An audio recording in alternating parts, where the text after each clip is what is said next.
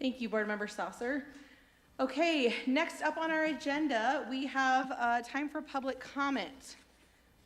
Patrons who wish to address the board are asked to sign up prior to the meeting. The opportunity will be reserved for patrons living within the Lake Mountain School District boundary.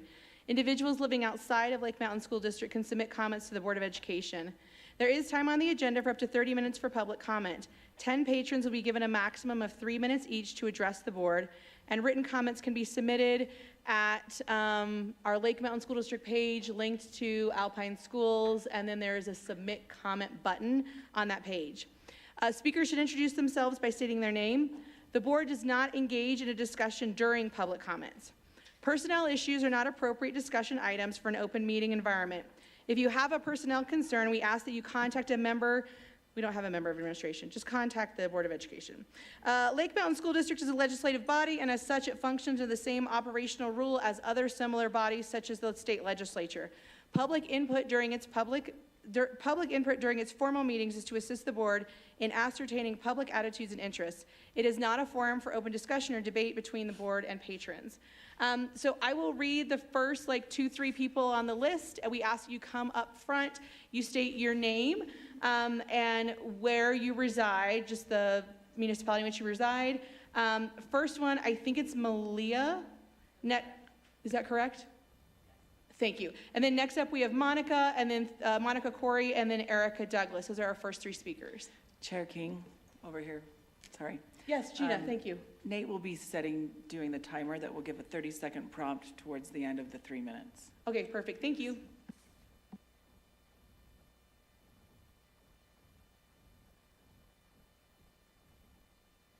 Because I'm a candidate to fill the vacancy that is being left by Senator Daniel Thatcher for the final term of his Senate, or for his final term in Senate District 11.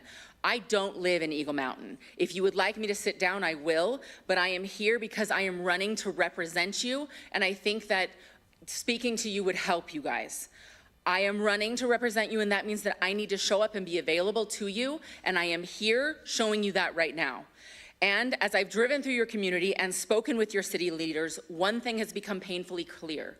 Growth in this valley is moving faster than the infrastructure can handle, and everyone is feeling the pinch.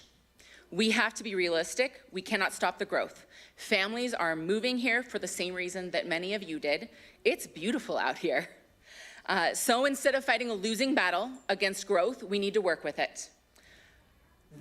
We need to find the best solutions that we can to grow smarter. Right now, the reality is that getting in and out of this valley is a daily struggle, whether it's parents commuting to work or buses transporting students. The limited access points are creating a safety issue and diminishing your quality of life. Your goal, or my goal for the next term, is to help create a blueprint for smart growth. We need to ensure that the infrastructure is in place because Eagle Mountain alone is projected to put in 70,000 new residencies each year for the next 10 years. We need to protect our outlying communities and accelerate the infrastructure plan so that they can grow into the spaces with the roads and utilities and cell phone towers, because oh my goodness, the cell phone coverage that you guys really already need. We cannot keep asking you to squeeze more people into the same 2 highways and hope for the best. As a school board, you are all tasked with educating the next generation. But you can't do that effectively if the buses can't move and the roads aren't safe. And this is where I come in. I am running to be the partner that fights for the funding that this valley needs at the state level. I need to be your partner. I want to be a realistic voice at the Capitol that says if we're going to approve the housing, we must fund the roads to get the people in and out safely.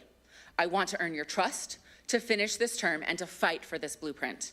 Because this is a special appointment, the voting process is different. Voting begins December 5th, it goes through December 11th, and it's open to every single registered voter in the district. You don't have to be affiliated with any party, you just have to be there. I'm Malia Bliss. I am asking for your vote and for your participation. Thank you. Okay, next up we have Monica Corey, then Erica Douglas, and then Mitchell. I'm afraid I'm going to mispronounce your last name. Nupo? Okay, I really butchered that. Kanaipo? My apologies.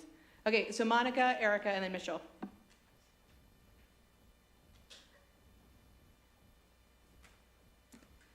Good evening. I know you just heard from me last week.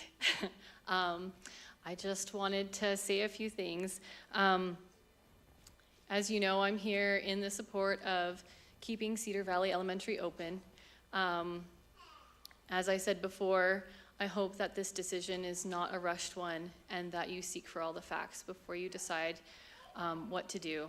I also look forward to working with you in the future, whatever happens tonight, so that we can have the best outcome for all of the students in our district.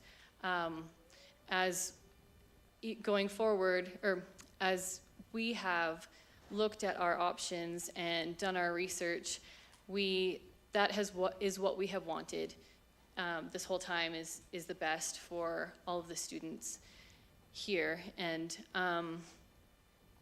specifically, I wanted to bring up a point about the charter schools and how there isn't a guarantee that they will be ready in 2027.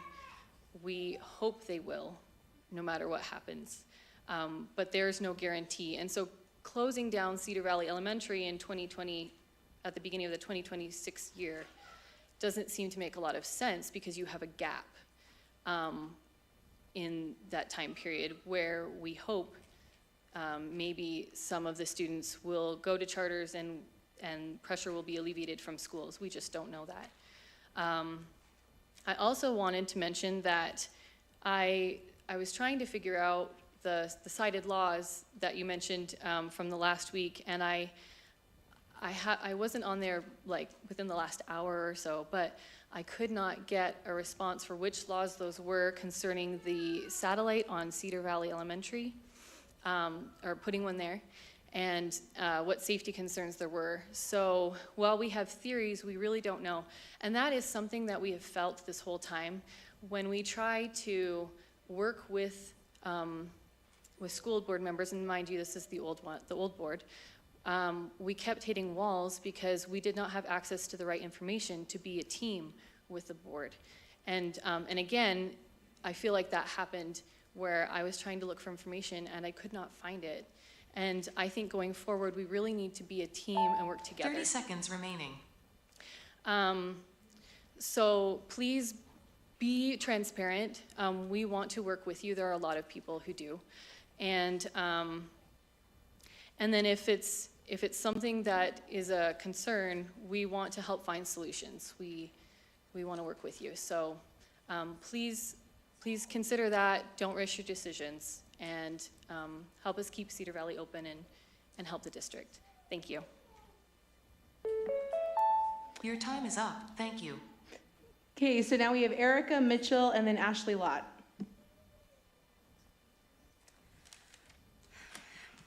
Can you see me over this? My name is Erica Douglas. I live in the White Hills community.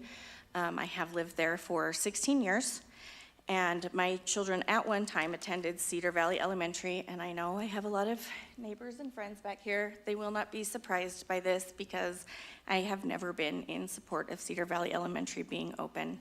As a taxpayer, I feel like it's a very irresponsible use of our money. Right now, the school has enough students to fund about 4.5 teachers, but they have 7 teachers as well as their other staff. And when you look at that, I know it's not just about the money. And when my students went there, I fought to make sure that they had, if the district wasn't willing to send them somewhere else, because I did ask them to send them somewhere else, that they had art and music and PE, and I repeatedly sent emails requesting those, and that happened the year we left the school. So you're welcome for that. But if it stays open, I very firmly believe that you need to pay for those students to have the same experience that everyone else is having. I do not think that split classes are a wise choice for several reasons. My background is as a special ed teacher, a district reading specialist, and a school librarian. And when you combine classes, you focus on the very basics, reading and math, and you lose a lot of the background knowledge that comes in the rest of the curriculum, the science and the social studies, because first grade, second grade don't have the same curriculum for science and social studies. Second grade, third grade do not have that same curriculum. Background knowledge is one of the strongest indicators for students' reading comprehension, vocabulary retention, making connections and inferences, and critical thinking and problem solving. And I see that as a problem. So if you choose to leave Cedar Valley open, I very firmly believe those students need their own classes for each grade and they need all their specialists. However, if you take the $1.1 million that currently is extra and move those students to another school, they will still get the same services they get at that school, at Cedar Valley, including other services because the other schools have more to offer. If you take that, those students don't lose anything, but the district would be able to hire 30 seconds remaining. 3.3 teachers' aides, or 33.3 teachers' aides at $30,000 a year. They would be able to hire 18.3 first-year teachers at $60,000 a year. They would be able to hire 15.3 Lane 1, Step 6 teachers at $72,000 a year. School psychologists and SLPs, at their average rate in the state of Utah, you could hire 12.9.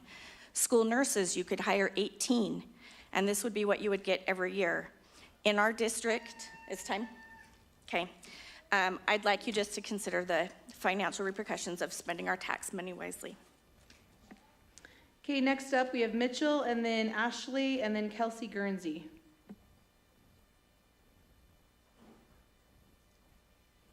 Hello, my name is Mitchell Kniper. I'm very new to the area and the new developments out here.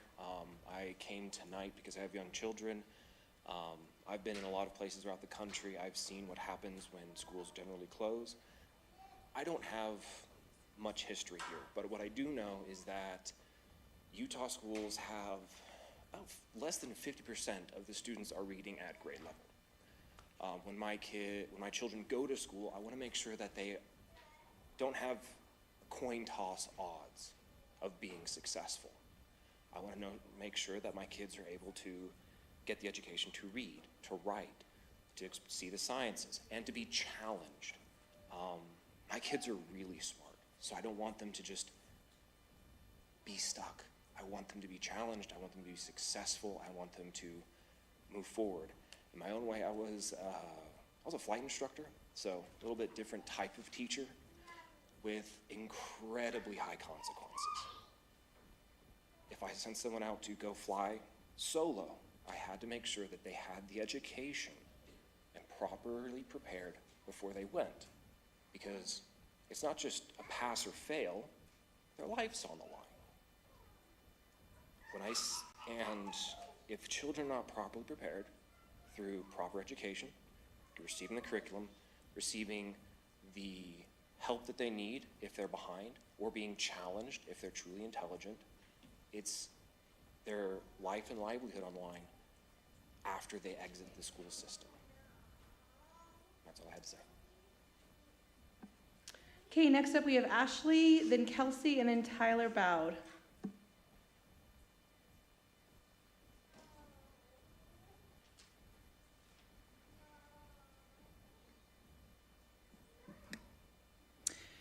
Good evening, members of the board and the community. My name is Ashley Lott. I'm a former candidate of LMSD Seat 1, active member of the community, and most significantly, I'm a parent of two beautiful children who attend and will attend the to-be-named Lake Mountain School District. As someone who studied every detail of the area, CVE, and even submitted an out-of-boundary request for my 5-year-old daughter this past summer to attend CVE, which was denied by the principal at her sole discretion, not mandated by ASD. CVE is unfortunately not equipped to handle the growth in small or large quantities, 1 student or 300 plus, that would be demanded of them over the next 5 to 7 year period.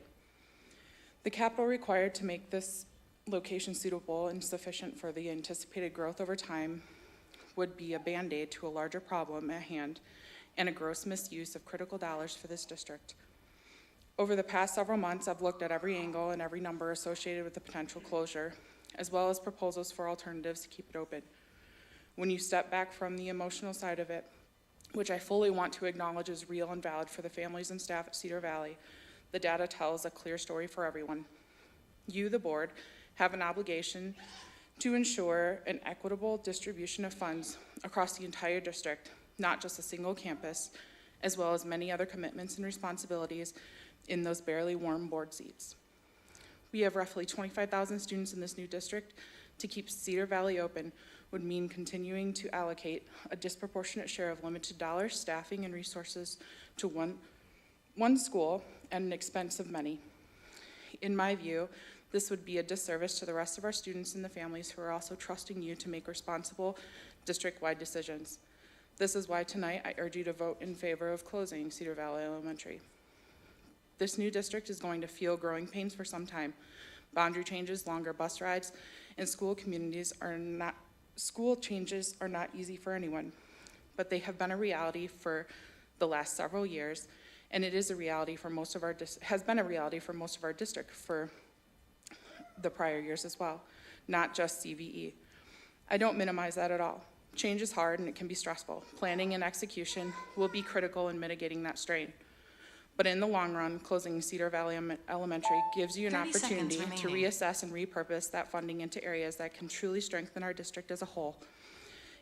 It will be supporting teachers in the classroom, bolstering special education and intervention services, maintaining safe and functional buildings, investing in programs that benefit students, buying land, and even building more schools in the area as the area continues to develop.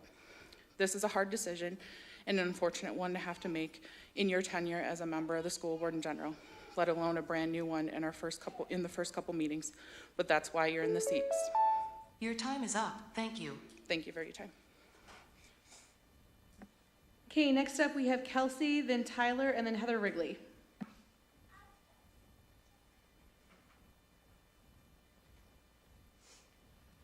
Members of the board, my name is Kelsey Guernsey, and I'm here as a concerned parent in the new Firefly community. And here on behalf of 14 other families who I gathered statements from about how their students have had such a positive experience at Cedar Valley Elementary, and who have expressed how devastated we all are about the possibility of the school closing. Our kids are truly thriving at this school, and I feel like we have a unique stance as a community where we're all so new coming into the school, where we were all very hesitant with it being so small, and we've all just fallen in love with it. The teachers all know the students and parents personally. Class sizes allow for real attention, and the environment supports academic success and emotional well-being. Closing CVE before a better solution is available would create harm for our children. The schools they would be sent to are already overcrowded. Moving our students into those conditions means larger class sizes, less individualized support, and a learning environment that simply won't meet their needs.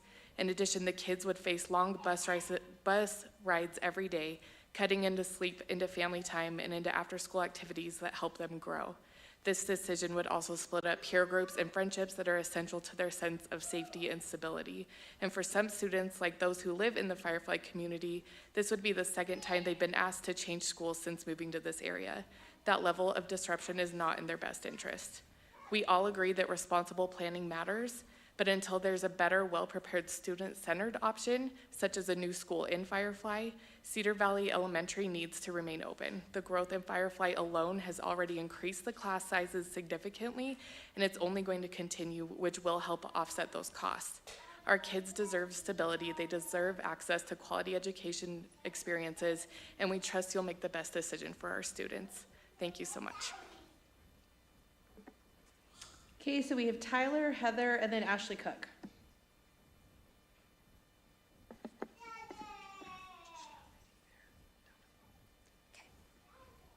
My name is Tyler Bowd, and I'm speaking on behalf of me and my siblings, as well as many other students of Cedar Valley Elementary. My siblings and I used to struggle in school when we lived in Eagle Mountain and went to school at Hidden Hollow, but after moving to Cedar Valley, we've all been able to catch back up and are now doing really well in school. We don't want you to close the school because we all truly believe there are other options. All of the other schools in the district are already overcrowded. Why would you close any of them when the area is still growing fast? We've never been given a reason for why you want to close the school, and there are families and businesses in the area that would help fill funding gaps if needed. But nobody seems to even be considering those options. Please don't close our school. I really don't want to be torn away from all my friends and get bullied for being from a small town.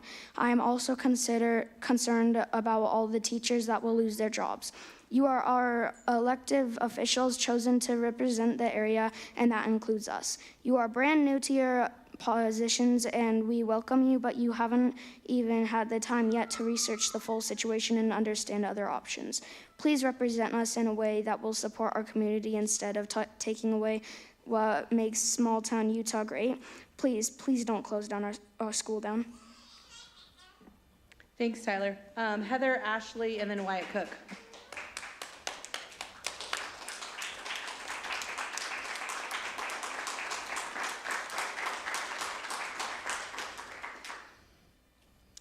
Good evening. My name is Heather Wrigley, and I'm here to strongly oppose the closure of Cedar Valley Elementary. Closing Cedar Valley in 2026 will not save meaningful money, but it will strain every neighboring school and create avoidable problems in the first few years of our district. At a time when we should be using every resource wisely, eliminating hundreds of seats of usable capacity is not strategic. School closures only save about 4% of a district budget, but the hidden costs will be enormous. Overcrowded classrooms, teacher burnout, reduced programming, longer bus rides, lower academic outcomes, and behavioral problems, and that's not savings. It's differing costs that we'll pay later academically as well as financially. Keeping Cedar Valley open for another year or two and keeping Firefly within its boundaries solves multiple problems. First, it will save the district money by preserving critically needed capacity that we have right now. Closing a school and trying to recreate that space elsewhere is costly. That $1.1 million that was mentioned is not all going to go to staff. You're going to be busing kids farther. You're going to be shoving them into places or having to add space elsewhere. Second, it keeps Firefly students in the community they intentionally joined and where they put roots down. Many families want to remain at Cedar Valley, and even the developer has said families bought here because of that school specifically. Not to mention, we have many SPED students who did not thrive elsewhere and are doing very well at Cedar Valley. Third, it gives the board time to fully evaluate the legal and logistical questions that have been cited.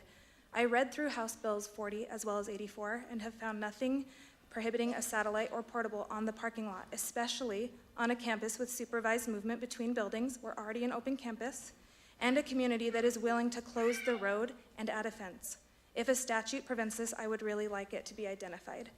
Your responsibility is to support student success, use taxpayer resources effectively, maintain school proximity, preserve community cohesion, and minimize unnecessary disruption. Keeping Cedar Valley open meets every single one of those responsibilities. Overcrowded schools are not where teachers or students thrive. Underutilized schools are not efficient. The school has grown by 30 students in the last 19 months. We still have space for 170 additional students, which will surely be needed. Nearly 1,200 people have signed a petition asking you to keep it open until a viable alternative exists. The appropriate time to close will be when the campus has been used to its full potential and the West Side is ready for a new school, one that our community is actively working to help you secure by identifying land and 30 seconds remaining. funding and legislative partners. These efforts deserve genuine review. We're not asking for the impossible. We're asking for time to grow and plan and build the future with you instead of having it decided without us. And if you give us that time, I know that this community will rise to meet that need. Thank you. Okay, Ashley and then Wyatt.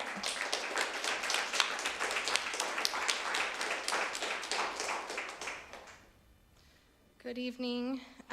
Thank you for being here tonight and for the work that you've already done for our community and our kids and the work that you will continue to do. I'm sure this is weighing heavy on your hearts. A school closure is one of the most consequential decisions a board can make. And that's why I want to begin with a question. Why should a school close? There are real reasons this sometimes becomes necessary. Declining enrollment, multiple underfilled schools in the same area that need to be consolidated, buildings that are unsafe or financially impossible to maintain. Those are understandable conditions, but Cedar Valley Elementary does not meet those conditions, and I want to explain why. First, finances. Did you know that Cedar Valley Elementary only needs 200 students to fall in line with the district's average cost per student? I need you to know that. We are already at 130, and current projections based on Firefly's ongoing development show we will hit that number soon. CVE has been verified to hold up to 300 students, which is more than enough to sustain enrollment until the Firefly School opens. Now, some have expressed concern that we could outgrow the building because of how quickly that area is developing. That is a fair question, but there is a key factor that changes the equation. A charter school is opening in the area in 2027. That school will absorb a large portion of the immediate growth and balance enrollment long before CVE exceeds capacity. In other words, the risk of outgrowing CVE has been significantly reduced. Second, the building repairs. It's true, the school required some work. No one is denying that, but more of the major repairs have already been completed, or most of them. These are not future costs waiting for us. They are largely behind us at this point. Third, I want to address the teacher situation because I believe there has been a misunderstanding, not out of bad intentions, but out of incomplete information. I would ask gently, how many of us have personally spoken to the teachers? Because I have, every single one of them, and their opinion matters. 30 seconds remaining. Yes, the teachers want to move together as a teaching body. Yes, they want consistency for themselves and their students, but they want that move to be the Firefly School, not to Briley Farms. In fact, at least 2 teachers have already said they will not make the move to Briley Farms because they live in Orem and will simply request schools closer to home. Closing CVE now would scatter staff that deeply loves their students and deeply loves teaching together. Fourth, I want to speak respectfully. Your time is up. Thank you. All right. Finally, let's just look at the bigger community picture. This is the path that minimizes disruption. This is the path that protects children, retains teachers, and supports the West Side. This is the path that gives this new board the chance to lead with your own data, your own process, and your own voice. Thank you for listening. Okay, Wyatt.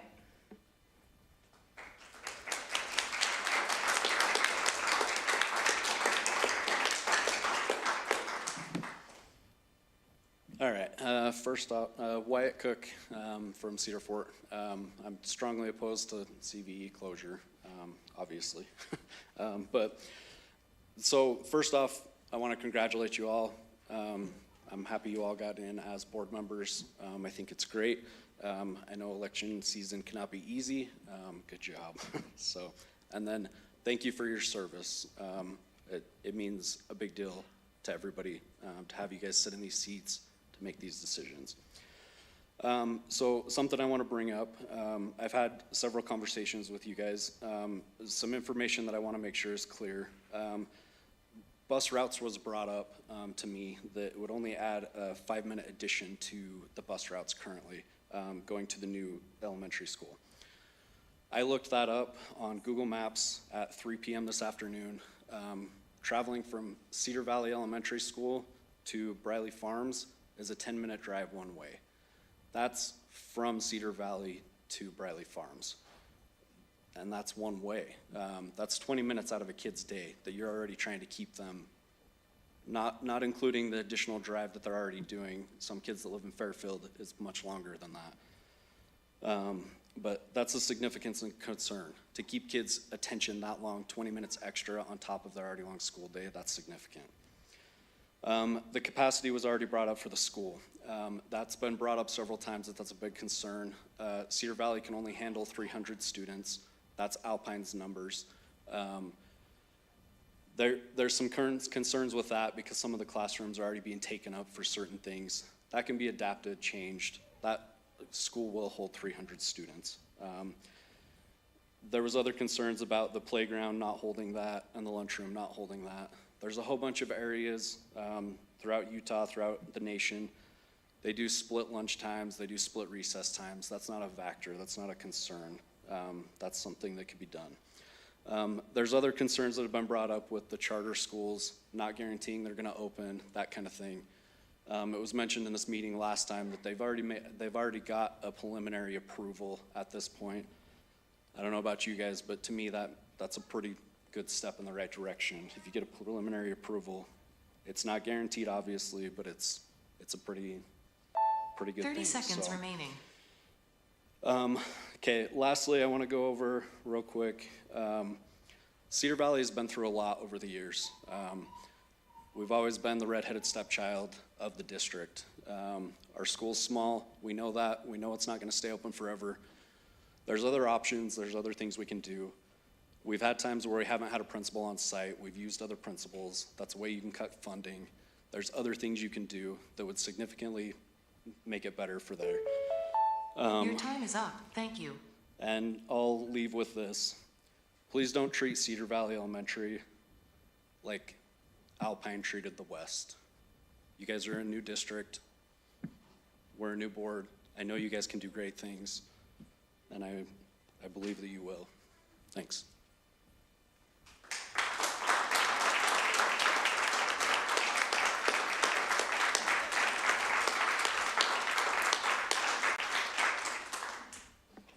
Okay, we have finished public comment. Thank you for that. And then we are moving on to our discussion items. First up on our agenda is the board handbook creation.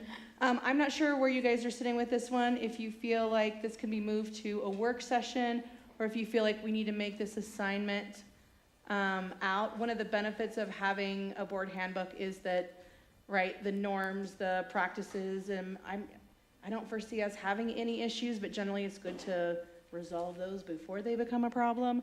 So I'm not sure where everybody's sitting on that. If you guys think we should kick this one to potentially the work session on the 17th, or if you feel like it's something that should be moved up higher in the priority list. Thoughts? Are we just suggesting that we start a handbook? Yeah, then like, we potentially, like if someone wants to volunteer, or if someone's like, yeah, like I want to head that up. Or like I said, we can kick it to the work session on the 17th.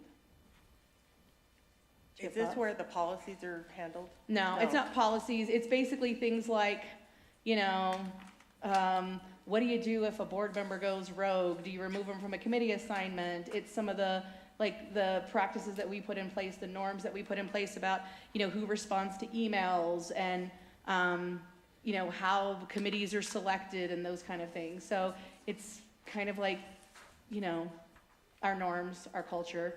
Like I said, we can kick it to the 17th, we can push it off. I just didn't know where everybody was sitting on that one. And obviously we have to discuss all these things in public. I think it'd be a great discussion at the work session, so we can go a little more in depth on what we need to put it together, or maybe put a committee together, or whatever process you're thinking of, so we can have the time to discuss it more. I think that would be great.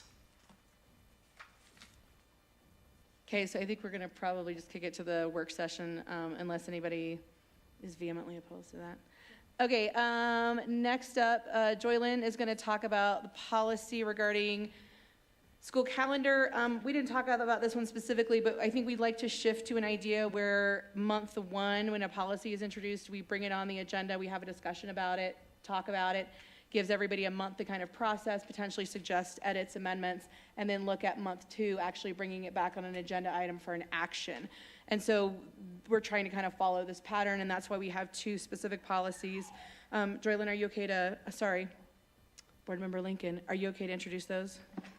Yeah, I'm super excited to introduce this. The reason I really like the opportunity to have it be a discussion now, it allows everybody to give feedback, especially the audience. You can shoot an email to any board member and they can funnel it to the right person. So it allows the community to also have provide feedback to policies. So those of you that are sitting, or those of you that watch this later, as you look at these policies, if you have thoughts, please shoot them to just any of the board members. This is the school calendar. We ran into an issue if we just take, we're in this funky place where if we don't have a policy on something, we have to follow Alpine's current policy. Alpine's policy is you only adopt a calendar 1 year out. The data recommended that we go ahead, and the Alpine board recommended that we adopt the next 3 calendars, and they conducted a study on that utilizing information specific to each area and developing a common calendar for families that might saddle by working or attending in different districts, and just allowing collaboration.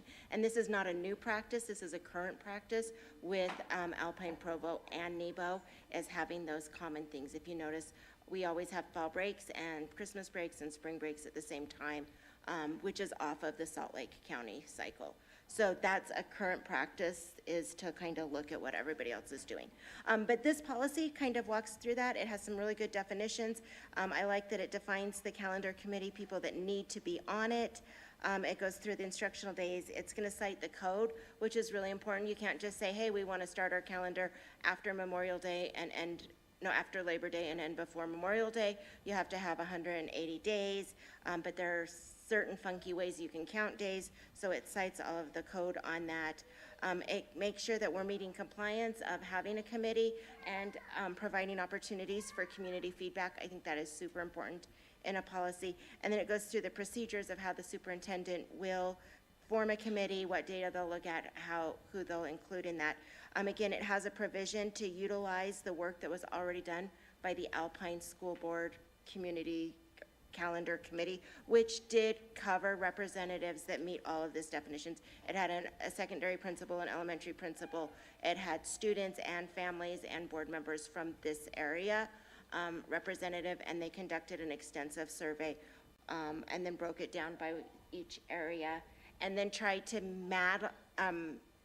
utilize all of the competing arguments on why different days should be off. So it allows for that, and then it just talks about making sure we have that community engagement, and then it talks about when it's effective, how we know we're actually doing what the policy does. I think that's really important. If you start with where you're going, you get there. If you just make a policy, you have no idea if you ever get there. So I really love this effectiveness, what the standard of effectiveness would be, and then the accounting and review cycle. This would be reviewed every time you look at a new calendar. We would just double check that this policy is current with state statute and that it's meeting the needs. If a policy isn't meeting needs, you either change the policy or change your practices. So that review cycle allows you to determine which one. And then I just love that it's built in the review cycle instead of looking at 1984 policies. That's 40 years of a policy to have never reviewed it. That seems like a really long time. That's a lifetime. It's almost my lifetime, except I'm a little older. And then just keeping track of the history. So that's the policy in a nutshell, and then I will entertain any comments or changes that people would like to see. The only thing that is popping up to me is if we could say the superintendent or their designee, because it might be something where that's assigned out to a different cabinet member or district leadership. Does the policy allow for adoption of more than one calendar over a period? Yes, it does. Where? Where? Or multiple calendars. Multiple calendars. Okay, thank you. I couldn't find it. What's the process for amending a calendar once adopted? If we're working on, like Alpine, maybe a 3-year, but starting in a year or starting in 2 years, so it's really almost 4 or 5 year out projection. So I think once you've adopted a calendar, you can always bring it back and amend. Sometimes state statute's going to require an amendment. We felt that in the Alpine district last year when they had said we can't have kindergarten testing dates, so we built a calendar that didn't allow that, and then the legislator said, no, dates are really good, you can utilize those. So then we just brought that calendar back to amend. So that is always on the table, and that's always the prerogative of a board to bring something back and amend it. And then this is just ridiculous, but like the number 3, where it says community engagement, it goes from 2 to 4. That's just a little easy cleanup. I have a couple quick questions. Just the language with the calendar requirements in 2.1, it says each calendar adopted by the board shall include, and then one of the bullets there is early release. My question is, do we need to have an early release? Sometimes shall can be different, and it's weird to me having early release and or professional learning days in the same bullet. Is there any reason for that, or am I just being a little nitpicky, but just trying to understand? I put them kind of together just so that families can plan ahead, so if they know where the early release is and where the professional development dates are. Again, when you develop a calendar, there's kind of 3 reasons you would develop it. One is so that you can have educational opportunities for students.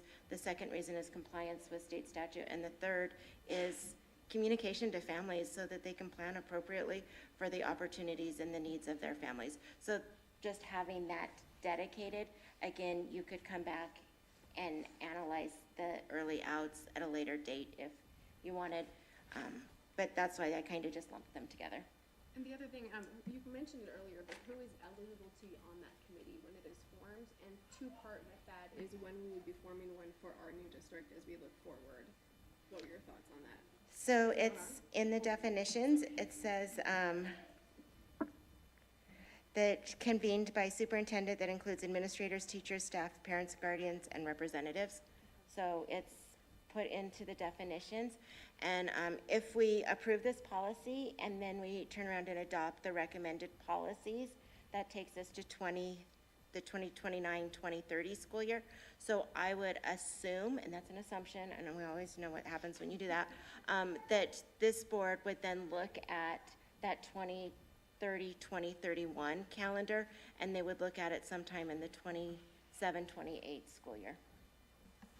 I just want to thank you for what you're doing on the policies, as well as I love the fact that we're talking about having a first and second reading, basically, that allows the input from the community. So thank you for that.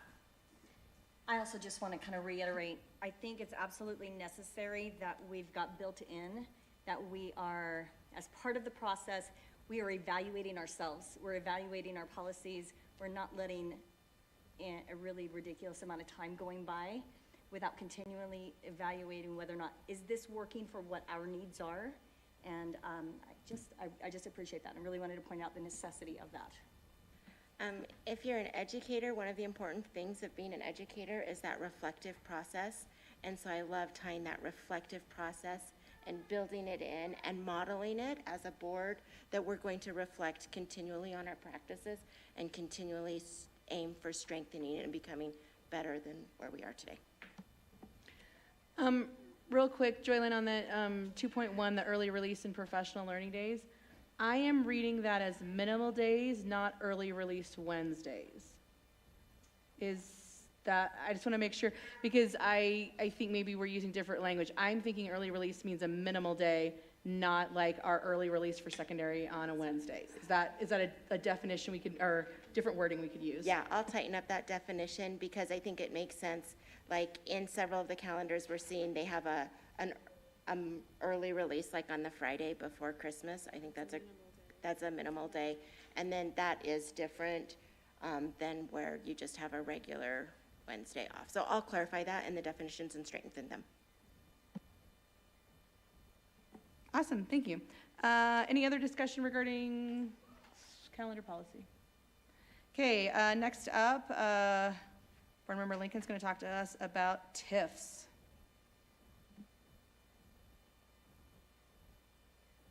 I just have to tell everybody I'm living my best life right in policy. I'm just loving this. So a TIF, just for those that are in attendance, it's an opportunity for a school district to partner with a community for economic development.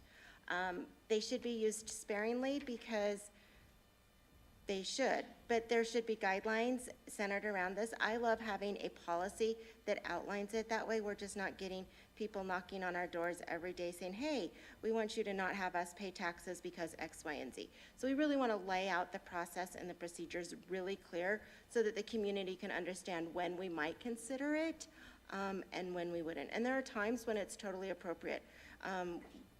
You know, if somebody's going to come in and put a solar farm out here in Eagle Mountain, that's a lot of acreage that's not houses, that's not students that have to be educated, so sometimes that's a benefit. So being able to look at that, but also having clear requirements. So that's the essence behind this policy, and then let me walk you through it. Again, a solid policy statement explaining why we would do this, definitions, going through it, because not everybody on the street just understands what a TIF is. and then a scope that we're going to partner into the communities, and then how it applies.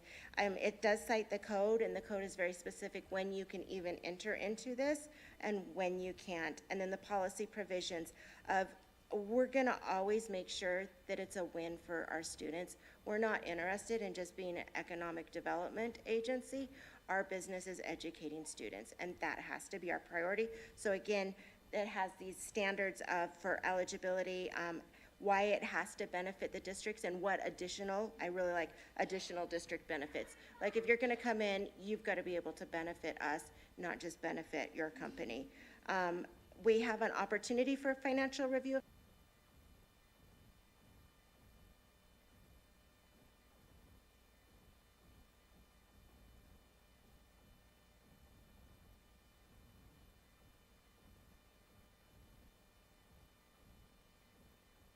We do, and again, collaborate, make communicative and transparent with our stakeholders, how the process is approved, and then what the monitoring and reporting is. Again, I think that's really important. You often hear about the vineyard.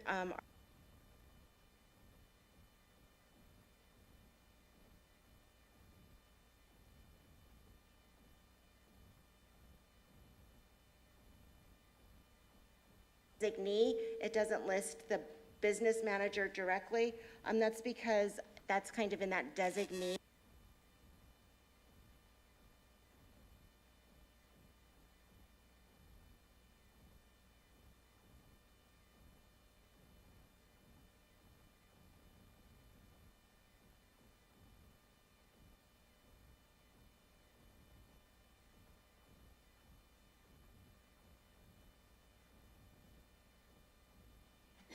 One of the,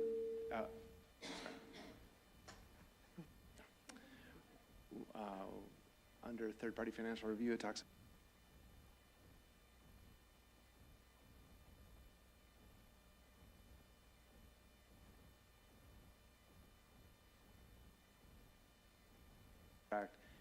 allowing for up to 3 but no more than 3, or allowing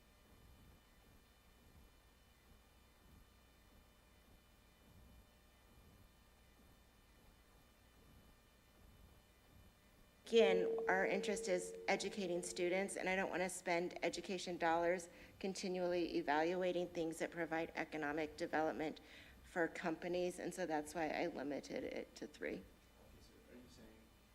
Thank you.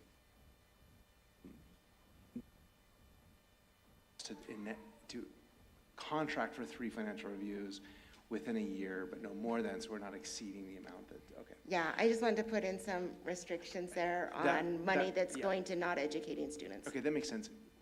The wording here needs to be a little bit clarified to communicate that we're allowing for allowing essentially a spend up to 3 financial reviews, but no more than.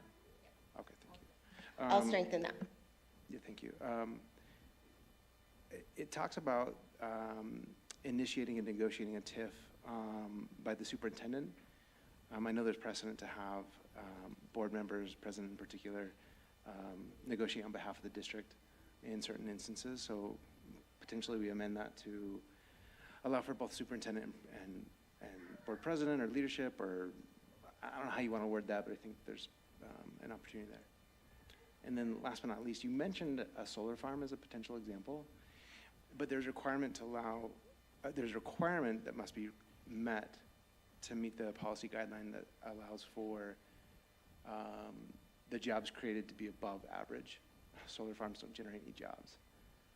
So I'm not sure, because I know I get the intent behind that provision, but it does by definition limit the kind of tips we can enact. So I'm wondering.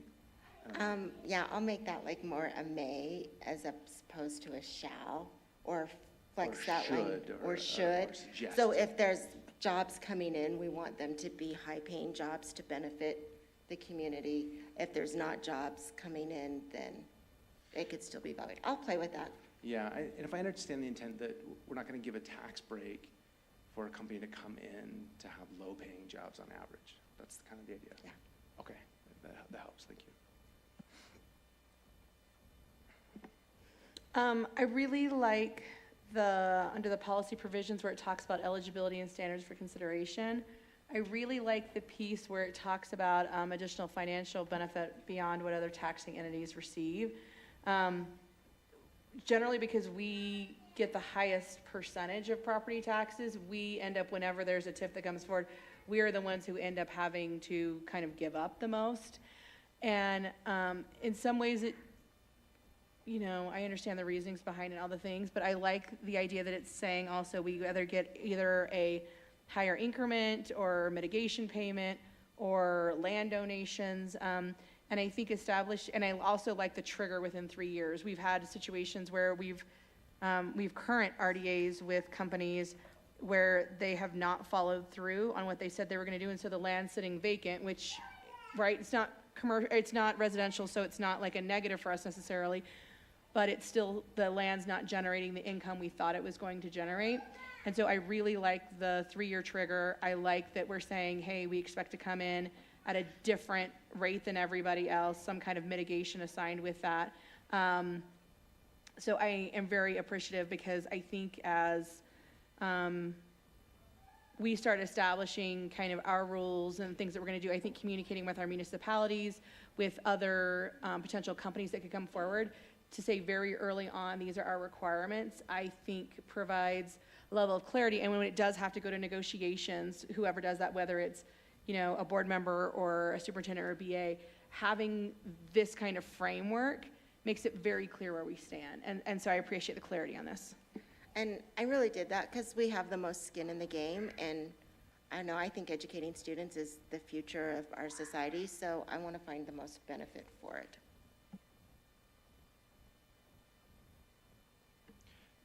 Does the trigger mean that after 3 years without, say,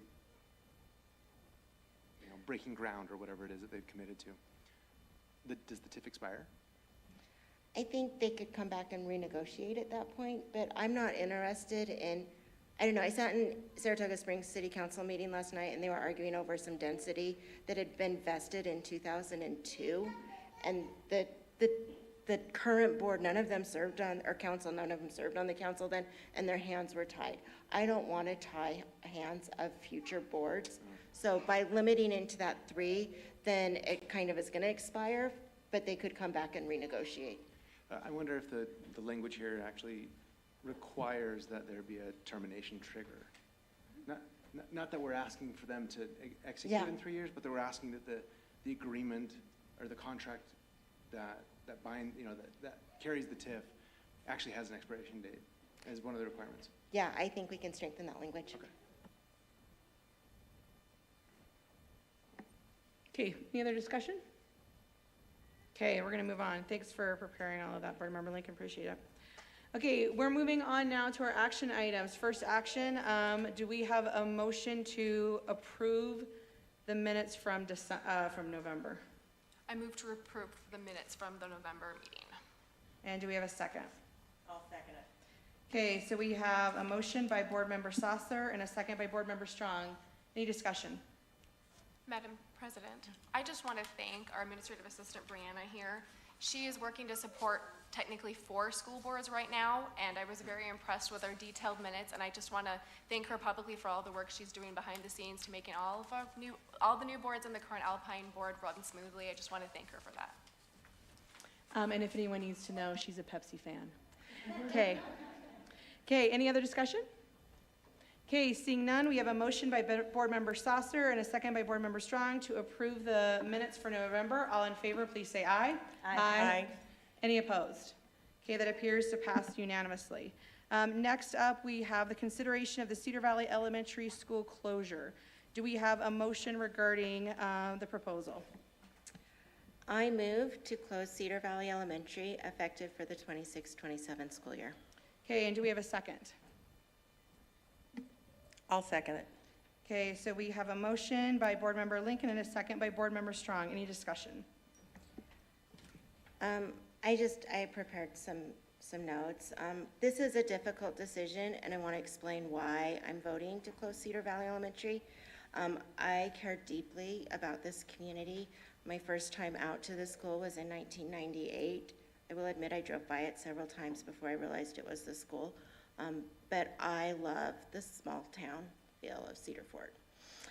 It currently costs almost twice as much to educate students in Cedar Valley, about $17,658 per student compared to a district average of $9,747.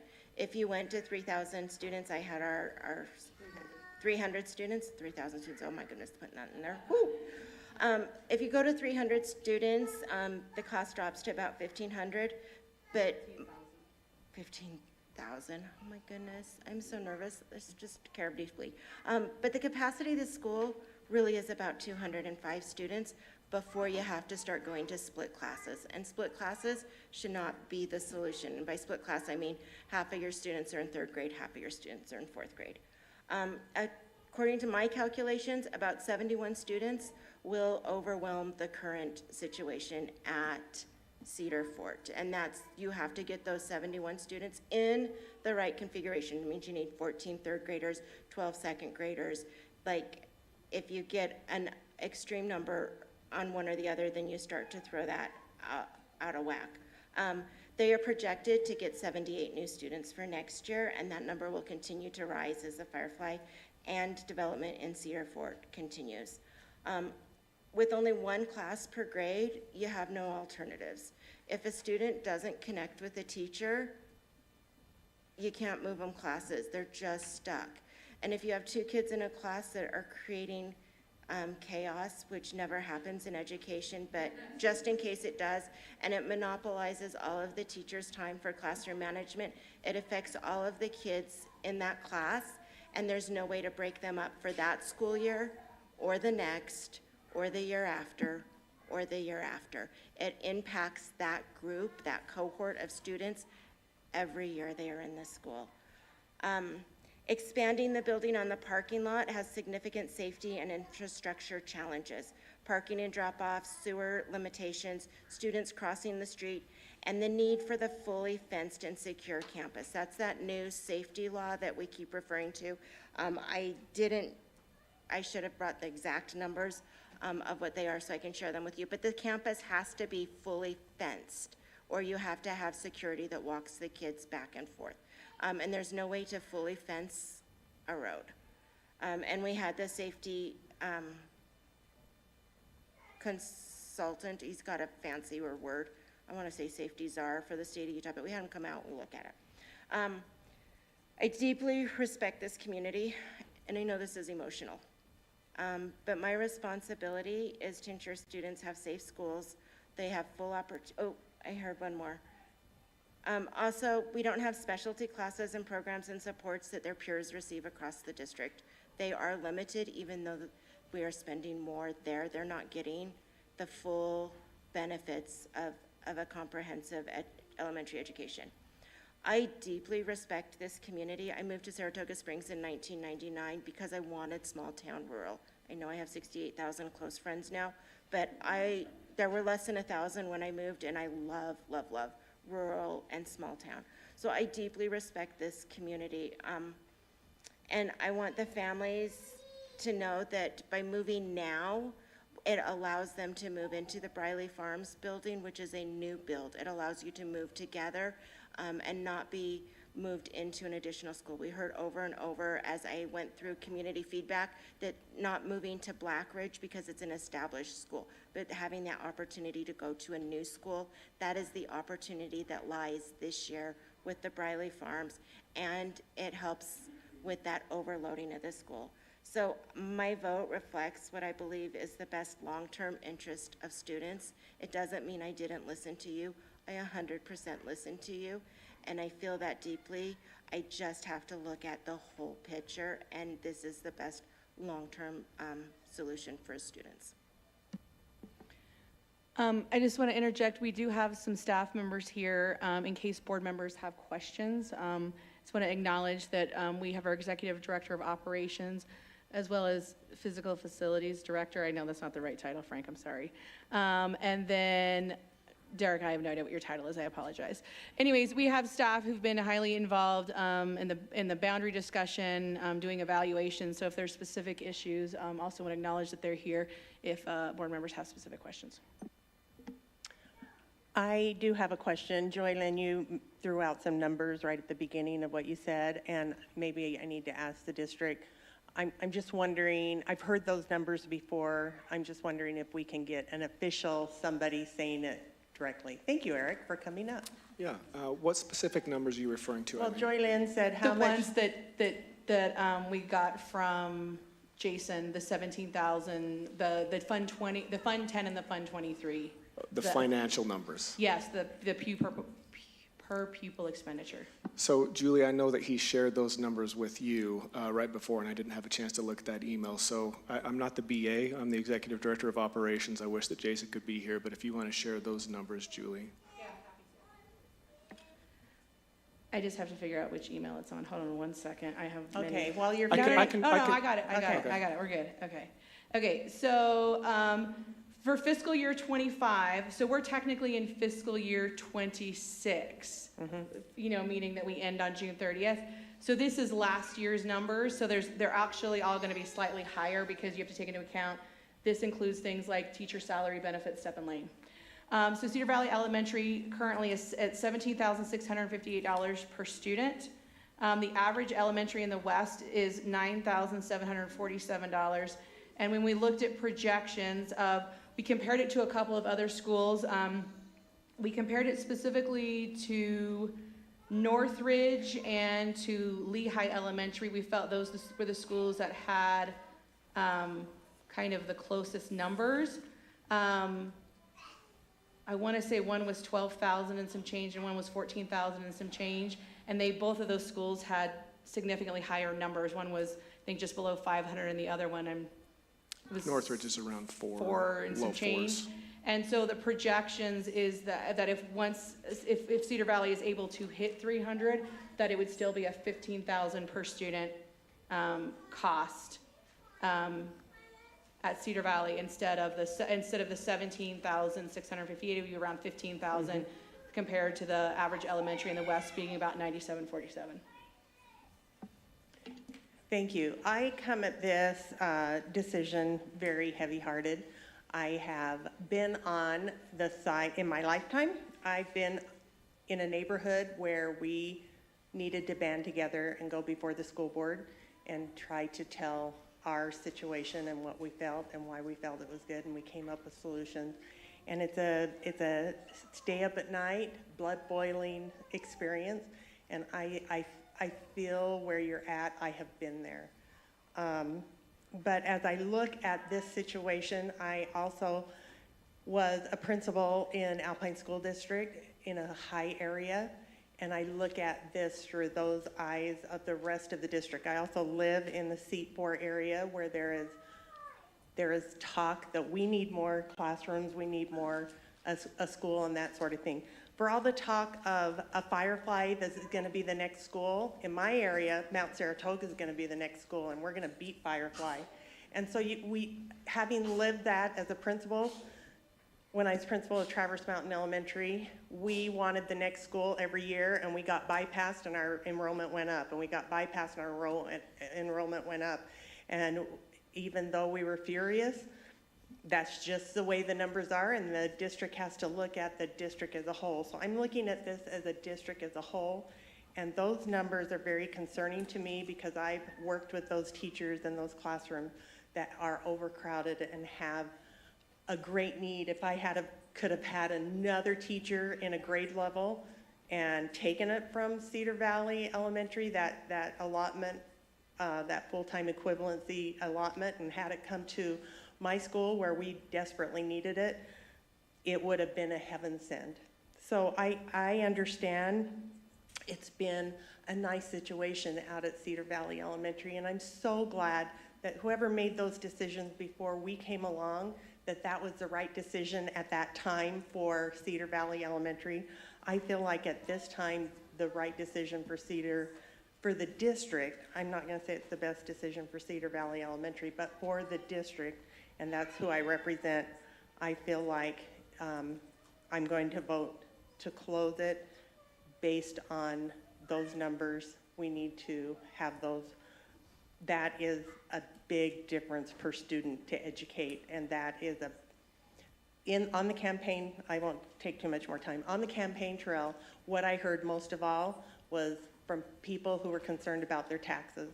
And the commitment I made is I will do everything we can in-house to save the money that we can so that we don't have to tax our people. And this is, to me, is one of those things where we can do this better and save some money for the district as a whole so that we can put out a little farther the need to go back to our taxpayers and ask for taxes. Madam President, there's a few questions I'd like to ask, and these are the two. First of all, I want to thank you for that our board was provided with the feedback comments that the community did for the survey, for the boundary change, and for the closure. Just let you know, we've been able to brief those, and I want to first let you know before I ask my question is that I'm thankful for all those that participated in that survey. I have read every single comments and made notes, and I've also been listening to all of the public comments that have happened at the Alpine board in regarding to these decisions. I want to let you know I've been fully informed and the board's fully informed in terms of those comments. But the biggest question I've been hearing from community members is everyone says, okay, we're growing, our area's growing, no doubt. Why are we considering closing the school now? Because we're growing. And the second part of that is in the whole grand scheme of the Alpine School District, knowing that there are areas that aren't growing, why is Cedar Valley Elementary on the docket for closure and there are other schools as well? So that's kind of the twofold question, like why now because of the growth and why not elsewhere as well? Are you okay if I address that? Okay. I will, I've been sitting in a space where we've looked at school closures repeatedly. A couple of, 3-4 years ago, we looked at closing 5 schools simultaneously. We ended up only closing 2. I think that with the district splits, that areas that have been hesitant to close schools are gonna have to take a hard look at that. This is the worst process you can go through. As a school board member, this is the absolute worst thing you can do. Boundary changes are right after that, and we're gonna be doing a lot of those. So part of the reason that I think other schools aren't being looked at is because I think that's been, I'm trying to figure out how to say this nicely and I'm struggling. I think sometimes there is a hesitancy to do the hard things and the can gets kind of kicked down the road. And I think that's been the problem in the past, and I think that's why that's not happening now, but it will be interesting to see what happens in the next 6 months. I'll just kind of leave it at that, I guess. As far as there's growth, why are we talking about closing a school? One of the challenges with the property with Cedar Valley Elementary is it's not a school site. It was, it's an old LDS church that was renovated and used, and so there are 8 classrooms in the satellite. Right now, not all of those are being used as classrooms. Some are being used as a workroom, the computer lab. So there's the ability to have those 8 classrooms. And then there are 2, and maybe if you kind of stretch it, you can get a third one out. So we really cap out around 11 classrooms. And so that presents some challenges, and feel free to correct me, Eric, please, if I misspeak, but we went down a road of looking at just about every option we could. We looked at putting a satellite on the parking lot, and it just wouldn't fit. And then we looked at putting multiple portables on the parking lot. And then we had, we worked with state school safety, chief something, specialist. And it was okay, so because of how the parking lot is located, they were okay, so not only will you have to fully fence it, but we would consider it actually a separate campus, which means a secure entry, which means, a school guardian, which means it was all these kind of layers, and it just kept adding up and adding up and adding up, and it's okay, at what point do we say okay, there are limitations to the site and recognize it? So one of the challenges is we're looking at potentially 10, 11 classrooms, and so one of the challenges is, do you invest in those 10 or 11 classrooms, or do you invest in another space where it's 35 classrooms, it's 38 classrooms, and it serves more students, and it is If we end up using all of those classrooms, it's specialties on carts, we lose the computer lab, we lose the teacher workroom, we lose a lot of those pieces. And one of the things that Board Member Lincoln talked about, we looked at the move-up numbers, and we're talking about split classes next year. Just when you look at the kids who are entered into Skyward and who we're going to move up with, it's potentially split classes next year. And so it's kind of like, at what point do you keep investing in the building versus do you look at a different solution? And so as much as we're talking about growth, it needs to be something where it's adequate space that can flex, and currently there's just significant limitations on the site for us to be able to flex. There's limitations in the flex. Frank, I would like to hear from Frank, because there was some questions on the survey and stuff about that safety issue and where that is. And could you address that just a little bit for us? There was question from the community on like actual laws or something that maybe we could address. Specifically to the school safety At bill Cedar law Valley at Elementary. Cedar Valley Elementary. Yeah. Yeah, President King mentioned this, that campuses are required to either be fully fenced or have security patrolling campus. It's one or the other, while school is in session the entire time. So if we create a campus across the street, then that's going to need to be fully fenced, secure entry point, and monitored in order for there to be a separated campus. So could it be done? It could. It would come at a cost to do that, for sure. And how much do you continue to invest? And if you take the parking away to put additional classrooms, where's the parking? Where's the drop-off? And even adding additional students, where do additional teachers park? Where does additional staff? Where does additional pickup and drop-off take place for parents? There's just some limitations with the site itself. Without acquiring more property, there's limitations. And that's if we wanted to go above like what the current building would handle. I think the challenge there, Eileen, and sorry to interrupt, when you look at what Julie was talking about as far as staffing, when we talk about the average that some people are quoting of 308, that's if you take the district average, which was 28, but we've moved that down to 26 per class. And the challenge there is when, as a principal, when you staff, you don't always staff on district averages because there's not a perfect number of students that are born at the same age that go from grade 1 to grade 2 to grade 3. If you look at the current enrollment there at Cedar Valley, you can see that fluctuation between grade levels. Some of them have 15 and others have higher in that classes because there's just variation there. So when you look at staffing, and when you go through, because I was an elementary supervisor, if I were to staff Cedar Valley based on the projections for next year, you're going to need 11 full-size classrooms based on those projections. And that is at some of the higher capacities. So you're looking at classrooms of 30, 31. So as we do these boundary adjustments across the district, one of the things that we hear the most when there are complaints is when those schools are at capacity. There's a different set of problems that come along with that. There's a difference in educating a school when every classroom is at that full capacity and bursting at the seams. There are split classes. Can that be done? Yes, we do it, but I think we were looking at those projections today, we have very few split classes across the district because the board invests the dollars to do everything we can not to be in that kind of a situation.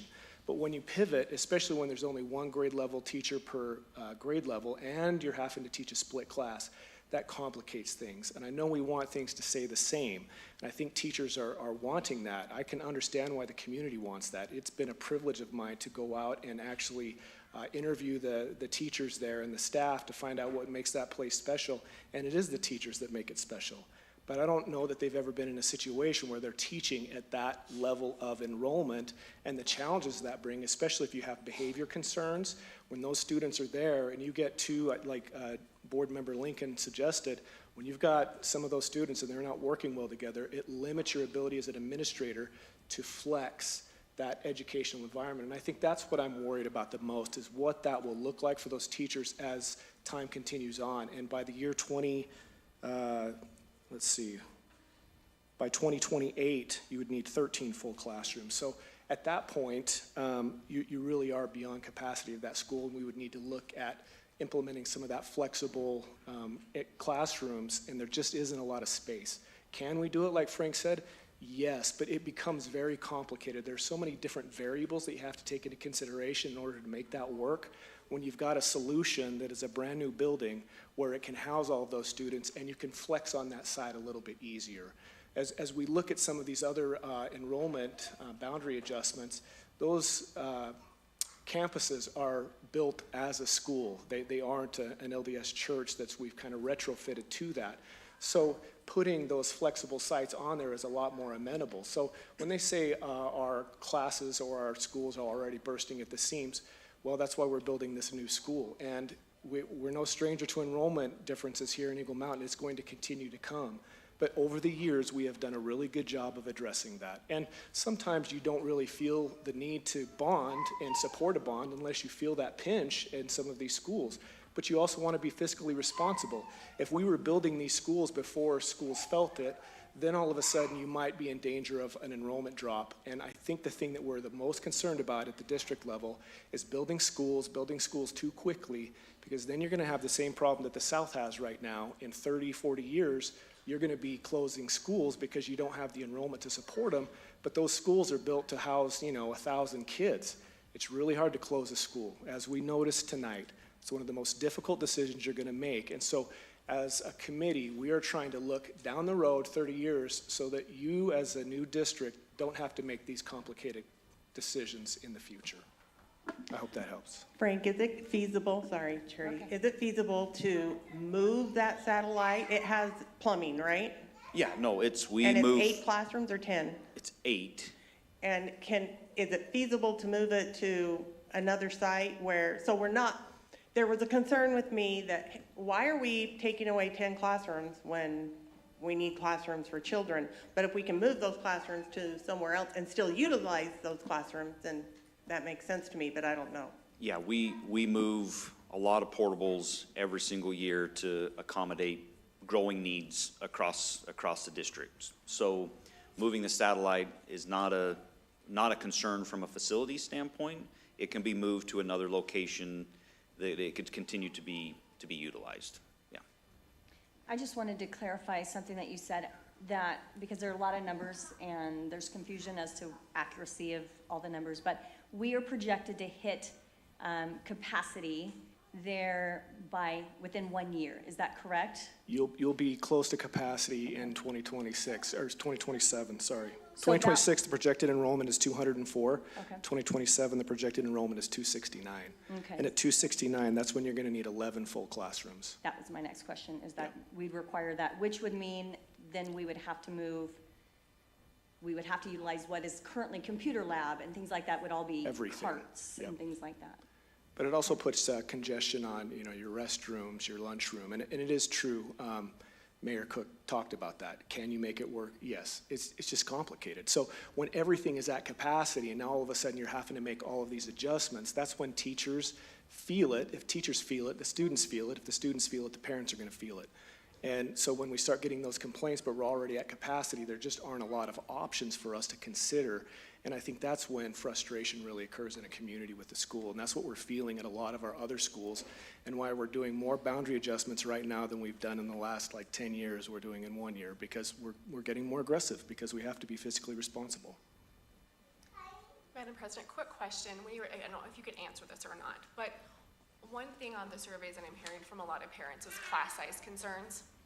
What will the class size ratios be at the district if we were to close Cedar Valley? Is that going to change much compared to with them already staying open? I know that's a difficult number because numbers always change, but just what are those class sizes looking at either way? We try to staff kindergarten, I believe, is 23, and then second grade, I think, is 25. Fifth and sixth grade gets up to 30, I believe, 31.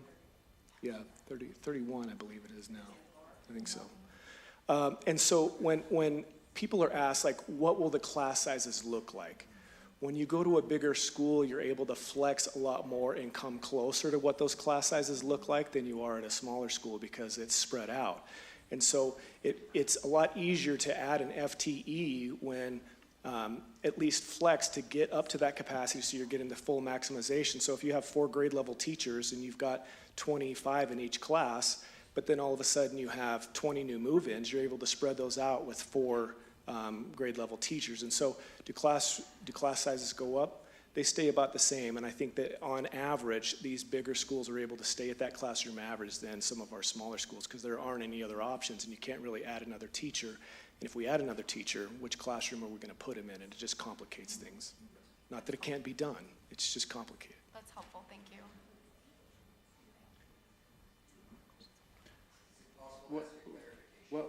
One of the questions that is very compelling to me is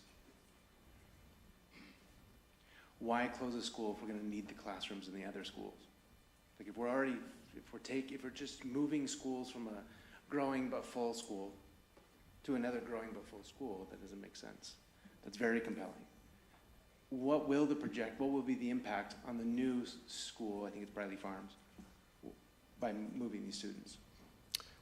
Derek can speak to the projected enrollment, but I believe Briley Farms, I don't think in 2030, Derek, what is the projection there? Because I still think that they're able to stay close to under 1,000 there at Briley Farms. Mountain Trails, given the enrollment here, will be a little bit higher, but that's why I think you could pivot and add those classrooms there to that site that's a lot larger campus where you're able to grow a lot more. And then if the growth happens there, in Firefly, and you end up getting that location and you build a school, now you're only carving off a contingency of that neighborhood and keeping that neighborhood together too, that would all move to that school at that time if the enrollment stays steady the way that we've projected it. Yeah, can you share the numbers for the Briley Farms impact? Because we're talking about these students all going to Briley Farms. I understand that correctly? First, I want to thank you for making me not feel ostracized and left out up here at the podium. So I was, after Julie forgot my title and, no, I kid, so I should probably be more professional. So are you asking about the projected numbers at the new elementary? I am. If Cedar Valley Elementary closed? The thing that I'm hearing and really weighs on me is why close a school if we're just going to move them to another school that's already full? Yeah, great question. So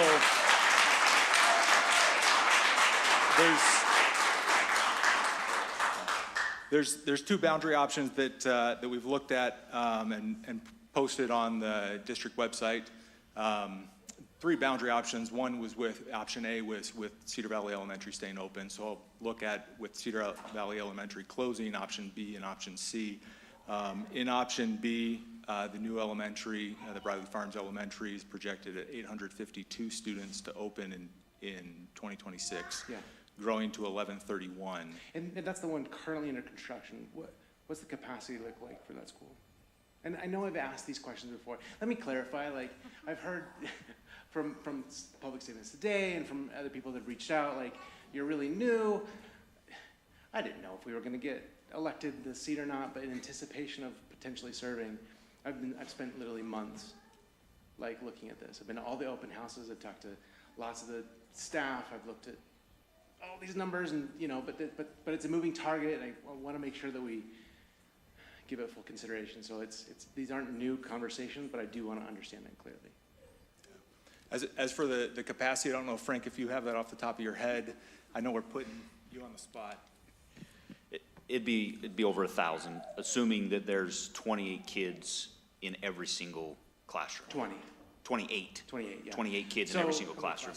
So yeah, just there's 38 regular classrooms in that school. That does not include the computer lab, library, gym, none of those spaces. So there's 38. Or satellite. Or a satellite or any other portable classrooms. There's 38 regular classrooms, full-size classrooms in that school.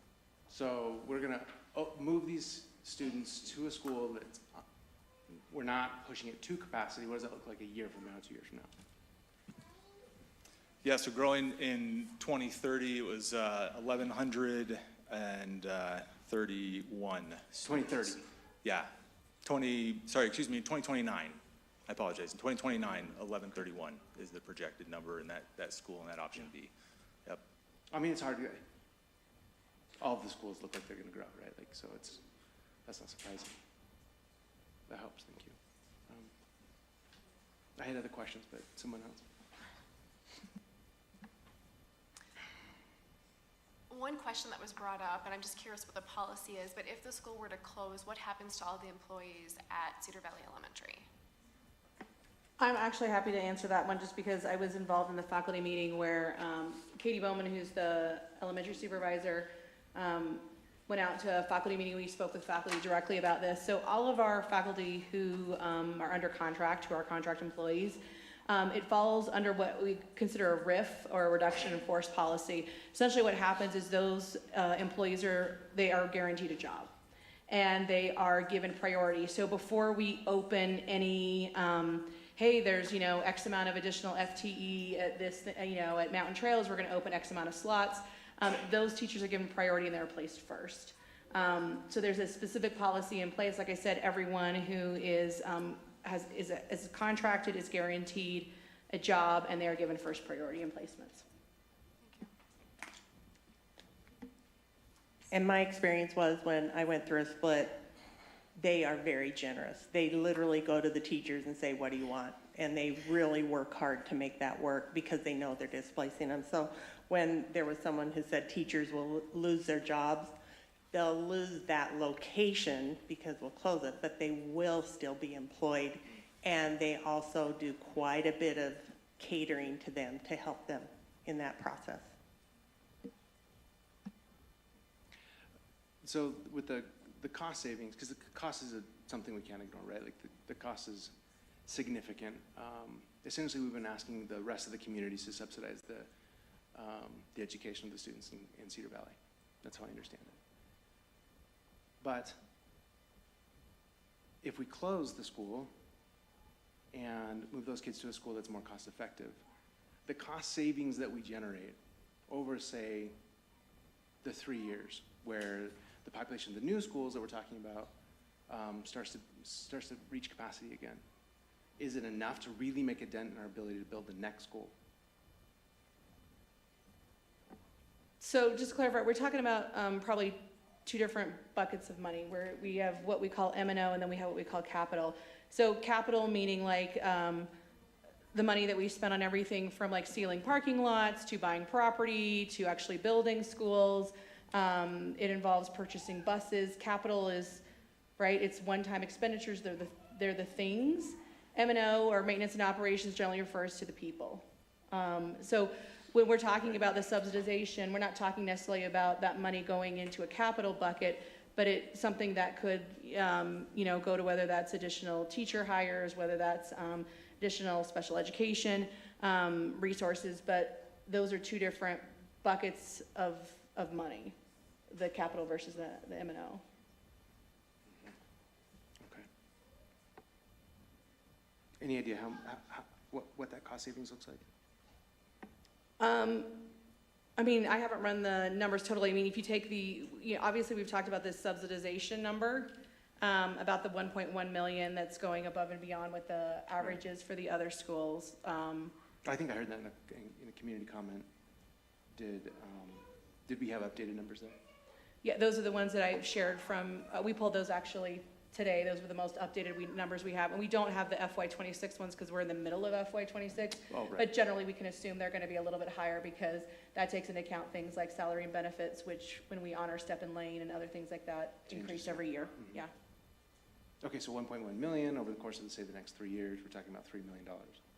Yeah. Not counting the money that we'd be potentially investing into the school, which could be considerable to grow it to capacity. I mean, a fence, we talked about a fence and it's complex, but a fence isn't particularly expensive, but other things are. Clarify for me, we cannot build a satellite, even if there's no parking. I mean, but there is no space. Is that what I heard? There's just not feasible space to put a satellite in the building. Could we build a satellite? Yes, we could. It's just where do you place it? If it's in the parking lot or the playground, where do those activities then take place? Yeah. You know, you'd have to be giving up something in order to place more classroom space there. And that site, the size of it, pickup, drop off, parking, all of those would need to be addressed if you were gonna take something like that away to place it. But yeah, I mean, it could be done. I appreciate the wrestle that you're having. This is appropriate for a board to wrestle with these. It's the same thing that we do as a committee. At the last board meeting, we talked about the competing priorities that we have to balance when we're talking about boundary adjustments or considering school closures, because there aren't easy answers to some of your questions. And there are going to be competing priorities, and you have to decide as a board. That's your wrestle tonight. What are those priorities that you consider to be most important? Because there's not going to be an easy answer or a clear-cut answer for every one of your questions either. And I think that's why it's a wrestle, and it's a good wrestle to be in. And I think it's good that you're asking these questions, because I think your community deserves that. I mean, not to make it about me, but I've been warned, right? Like, other people told us this would be one of the hardest things we do. I just didn't quite comprehend how hard it'd be. I need to ask then, you know, we're 7 people, we ultimately get the ones to vote, but those who have, I mean, like I said, I've spent hours and months trying to understand, but those who do this professionally, the 3 of you plus your committees, the groups that you work with, is there any dissent? I mean, the recommendation, as I understand it, the recommendation from staff is to adopt boundary option B. Now, we're not voting on that as a technicality. We're only consenting to the, I understand that, right? We're only consenting to the potential closure of the school.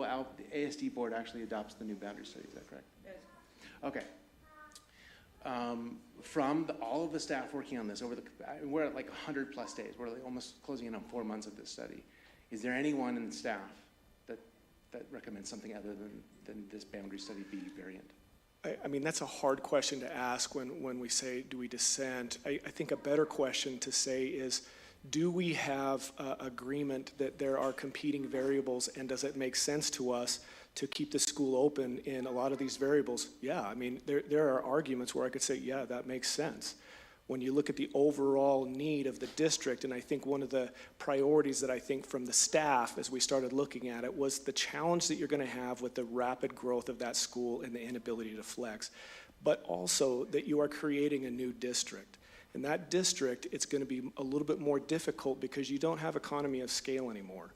And so your budget is going to be different. It's easier to absorb some of these costs at our schools when you have that economy of scale, but when you don't have that economy of scale anymore, every one of these districts, as we've started looking at the reconfiguration, are looking a lot closer at how are we leveraging our buildings, and that's why we're doing more boundary studies than we've ever done before, because we don't have money to build schools. And they don't want to take on that responsibility when they don't have to, because that's a $40 million elementary decision. You don't make that decision lightly either. It's just as difficult to decide to build an elementary school as it is to close one. Both of those decisions should be equally weighed.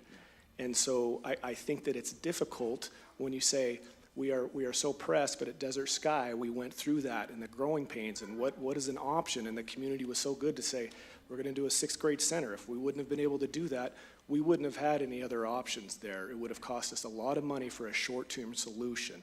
And so that's what I think weighed on us the most, Board Member Isaacson, was, is this a long-term solution or a short-term solution? Could we do some short-term solutions? Yes. Does it make sense fiscally to do a short-term solution when you've got one that's a long-term solution where you can save a lot of that money? And I think that's what we weighed on the most. But all of the other conversations and all of the other arguments, I totally can see why they would come up with that too. And it's really hard. So despite the complexity, the weight, and the difficulty of the decision, the recommendation is strongly this boundary study B variant. The recommendation from that committee is still to close. Well, I thank you guys and the staff that you represent. I know you've done just a lot of work. So that recommendation carries a lot of weight for me. There's 2 really big considerations, one of which I don't think we've discussed. We have the opportunity in this role. I didn't realize how political this role would be. Goodness. Not quite prepared for that. But on the positive side, like, I get to meet people, right? Like, I have a lot of conversations. I'm connecting with state legislators or legislators from both House. I mean, we have a candidate here, right, tonight. We're hearing considerable pressure coming down the road. the budget from the changes at the federal level are gonna put additional budget constraints that we're gonna have to deal with. Like, those are really hard impacts that come downstream, 10 layers down. So we talk about the fiscal responsibility, but we haven't talked about the fact that the budget's getting tighter, both at the federal level and at the state level. I've met with state legislators who tell us, who just were able to tell me straight to the face that, like, they have some constraints at the state level, and to expect it to get harder, not easier. So that's tough. I can't remember what my second thing was. I'm hoping I can ask this question correctly. We've talked about the different buckets of funding, and that can be very difficult for a new board member or for the community to understand. One thing that hasn't been discussed is transportation, because there is that transportation cost has been mentioned, and I'm just curious if you could explain kind of how the predicted numbers for the future, if we close or not close, versus where the money comes from for like transportation facilities, like how those all break down generally. Does that make sense what I'm asking? It's kind of hard to. It does. Where does the pot of money for transportation come from, and how do we subsidize that? Yes. So students that are outside of 1.5 miles at elementary levels qualify for busing, and we get a certain amount of funding for those students. It's not a full amount. I think it's, what, 70%, Derek? Is that correct? Or less. So the district ends up subsidizing a lot, even if they are eligible. So yeah, if they're outside of 1.5 miles, which in this situation they would be, then those students we would receive funding for those students to be on a bus.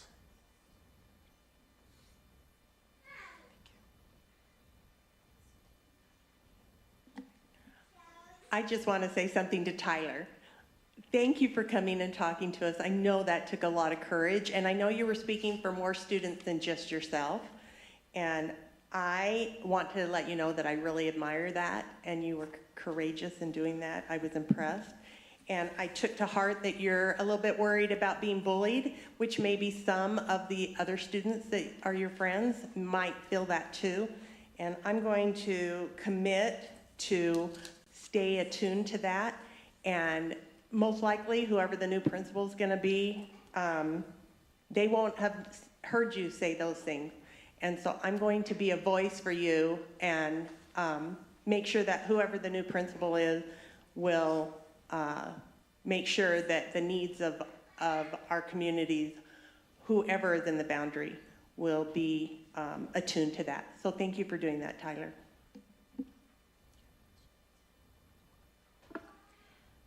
I don't know that I have a question really, because most of them have been covered just through the discussions, but just really a reiteration of much of what's been said in anticipation of potentially being in this seat today. The weight of the decision is not lost on me, and I know the others as well.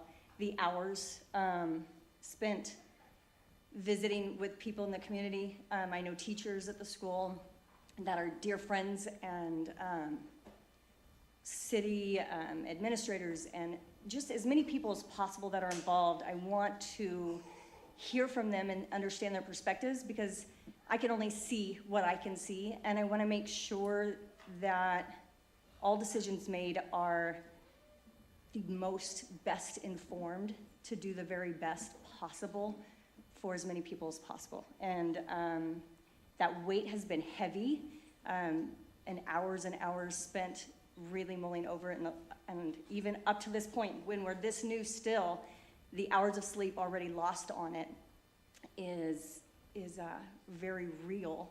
The emotions behind it are very real, regardless of how the decision goes. The human factor of that is so important. I grew up in a very rural area, and I know I've shared it with a few people that a couple of my first years in school were almost in an identical kind of setting, and there are things that I just loved about it. And so my heart is very, very, very involved and very much impacted by this. And the decisions needing to be made are really hard, and there's a lot of information and a lot of necessary details to be carried into. So I appreciate the comments from the community, from staff that help us to be informed as well, but also knowing the time and energy and effort that everyone sitting up here has put into, and knowing that nobody's going into it lightly. And so I just wanted to take that time, because it does impact our most important people. And those are our kids that we're raising up, and we want absolutely in every way what is the very best for as many of them as possible, because there's nothing more important than their success. So that's all. One thing I like to say, as in looking at all the boundary adjustments, looking at the data, seeing the research from everyone that's brought things forward, what we do know is that we need more schools out here as soon as possible. And we need to be planning for that as soon as possible, because looking at the capacity of all those buildings, putting the burden on Mountain Trails and Eagle Valley with the size of their buildings and for the teachers is gonna be a lot. So I wanna make sure that when we're going forward with whatever decision happens tonight, that we're making those plans, that we're working for another school or a couple of schools. We need more schools out here. We need to be planning for that. And in the process, I'd like to see if there's a way we can look at things more proactively, so that we're not just looking at one boundary change, but we're looking at what the future might look with growth. And maybe in that planning, we say, okay, this assistant principal is gonna go with this group of students when this population grows into this new school here, wherever that happens to be, and having more planning forward, whether, even though that's gonna be like penciling it in, it can't be confirmed, but if we can proactively plan the next couple changes as best as we can without having a crystal ball that works just right, so we can be helping plan. And I think part of the difficult thing with this decision and for the community is it's been an unknown for many, many years. And from what I've learned from the history, there's been many years that Cedar Valley has been told at some point you're gonna close. And I think having an unknown factor is so difficult. So if we can have proactive planning and talk about multiple steps as best as we can, knowing it's not gonna be perfect, but to let the community and those families know kind of what that direction will be, takes a little bit of the unknown and uncertainty and helps people have a little more calmness with the direction. Granted, that can change at the board table and it can change with leadership and how things happen, but I wanna make sure we have that in place so it's not just a unknown in the future.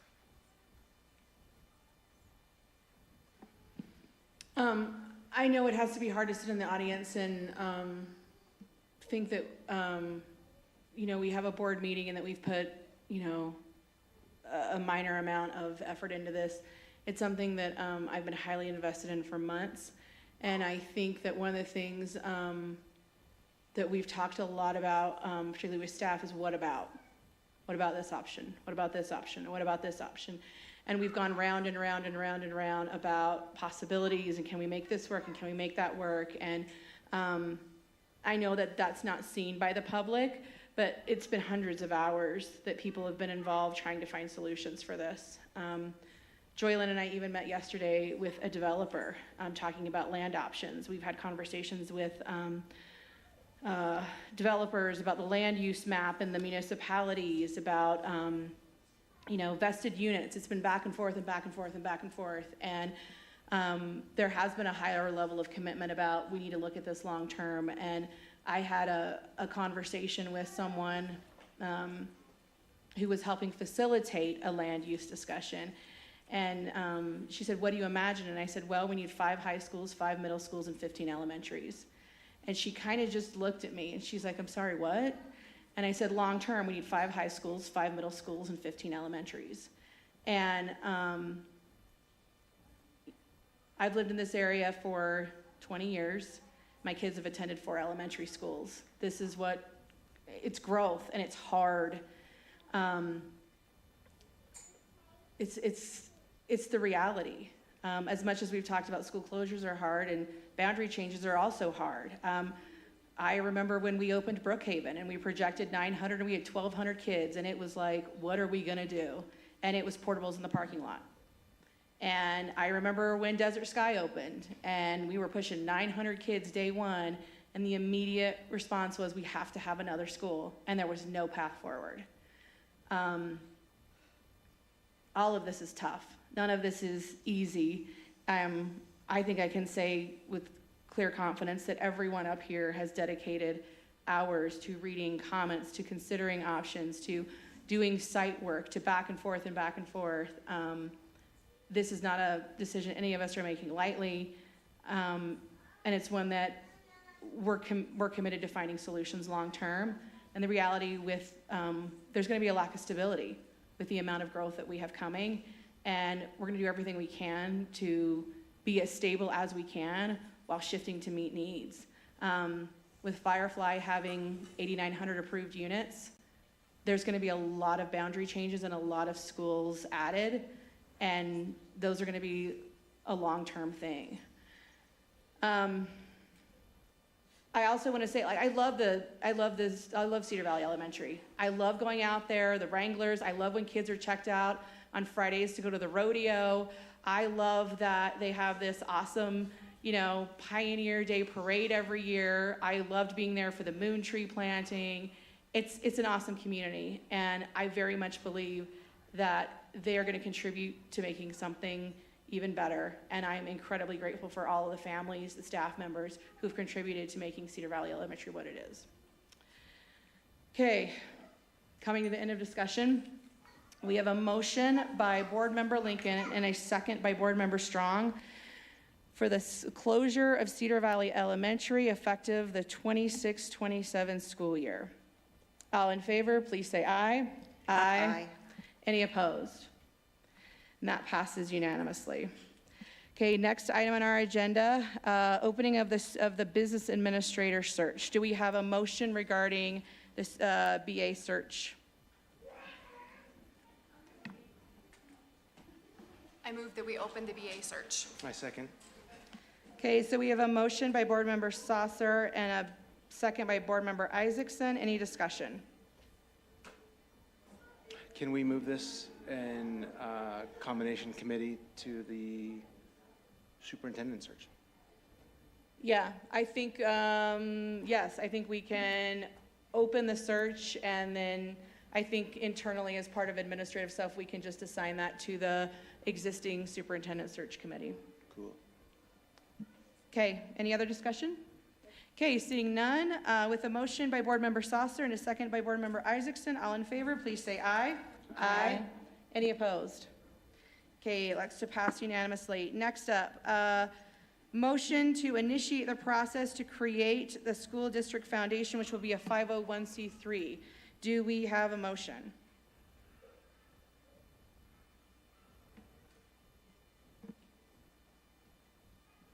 I move that we initiate the process to create school district foundation 501c3. Okay, do we have a second? I second it. Okay, so we have a motion by Board Member Isaacson and a second by Board Member Judkins. Any discussion? Okay, seeing none, all in favor, please say aye. Aye. Any opposed? Okay, that appears to pass unanimously. Next up, I will accept nominations to appoint the chair for the committee overseeing the school district foundation. Do we have a motion to nominate a chair? I'd like to nominate Board Member Judkins. Okay, we have a motion by Board Member Isaacson. Do we have a second? I'll second it. Thank you. We have a second by Board Member Strong. Any discussion? I should ask, Board Member Judkins, are you, sorry, I was really excited. I was just going to go forward. I didn't even ask. Are you okay with that? I love it. That would be fantastic. Okay, great. Sorry. Okay, so motion by Board Member Isaacson, second by Board Member Strong. Any discussion? Okay, all in favor, please say aye. Aye. Any opposed? Okay, that appears to pass unanimously. Next up, the updated board meeting schedule. This one's fun. So we approved our board meeting calendar at the last meeting. One of the things we need to take into account is that when we want to interview candidates, if we want to get together as a board to discuss which candidates we want to call to interview, we actually have to have an open meeting and then go into a closed session for those. I do not anticipate that all of these meetings will be held, but it's easier for us to cancel a meeting than to schedule a meeting. So the idea is all of the highlighted in yellow areas are a little bit different from the calendar we approved last week. So it shows, can we scroll just slightly up? No, other way. Yep, there we go. Okay, so that shows potentially options for interviews, closed sessions for us to discuss candidates, potential second interviews, potential who knows what kind of panels, whatever type of thing. And then if we scroll down just a little bit more, I messed up the September dates because I wrote them as the 1st and the 3rd instead of the 2nd and 4th. And then for some reason, the November dates kept coming at me, and I was like, the 5th, the 19th, the 12th, the 19th. It's actually November 5th and 19th. So I just want to clarify that those, so everything in yellow is just solidifying or an amendment to the prior calendar. Is that confusing enough? I'm sorry. Got it. Okay. Do we have a motion to approve the updated board meeting calendar? I move that we approve the amended, updated board meeting schedule, calendar, all the things. I know all the words. I'll second it. Okay, so we have a motion by Board Member Judkins and a second by Board Member Strong. Any discussion? Sorry, I did all the discussion. I Yes, apologize. I was a little freaked out when I saw this. I'm just, wow. And I was like, Board Member King has not told me about all these dates. So I was anxious to hear what was behind all those dates I on just there. really want to spend more time with you, Eileen. Yeah, That's all it evidently. is. I just want to hang out. Okay, any other discussion pieces? Okay, all in favor of approving the motion by Board Member Judkins that was seconded by Board Member Strong to accept the updated board meeting calendar, please say aye. Aye. Any opposed? Okay, that appears to pass unanimously. Frank, would you mind coming up as we're talking about school construction? Alpine School District has what we refer to as a capital planning team. And Frank, is it the Director of Physical Facilities? Okay, I'm sorry if I messed Mr. up. Pooley. Yeah, okay. Or are they, okay, we'll go with that. So we thought it would be great to share some updated photos of the construction of the high school as well as an update on Briley Farms.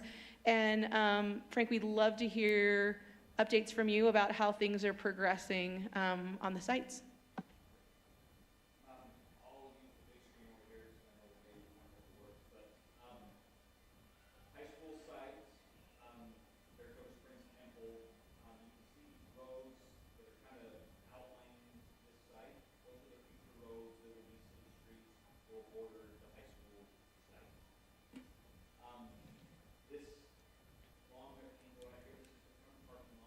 Mm-hmm.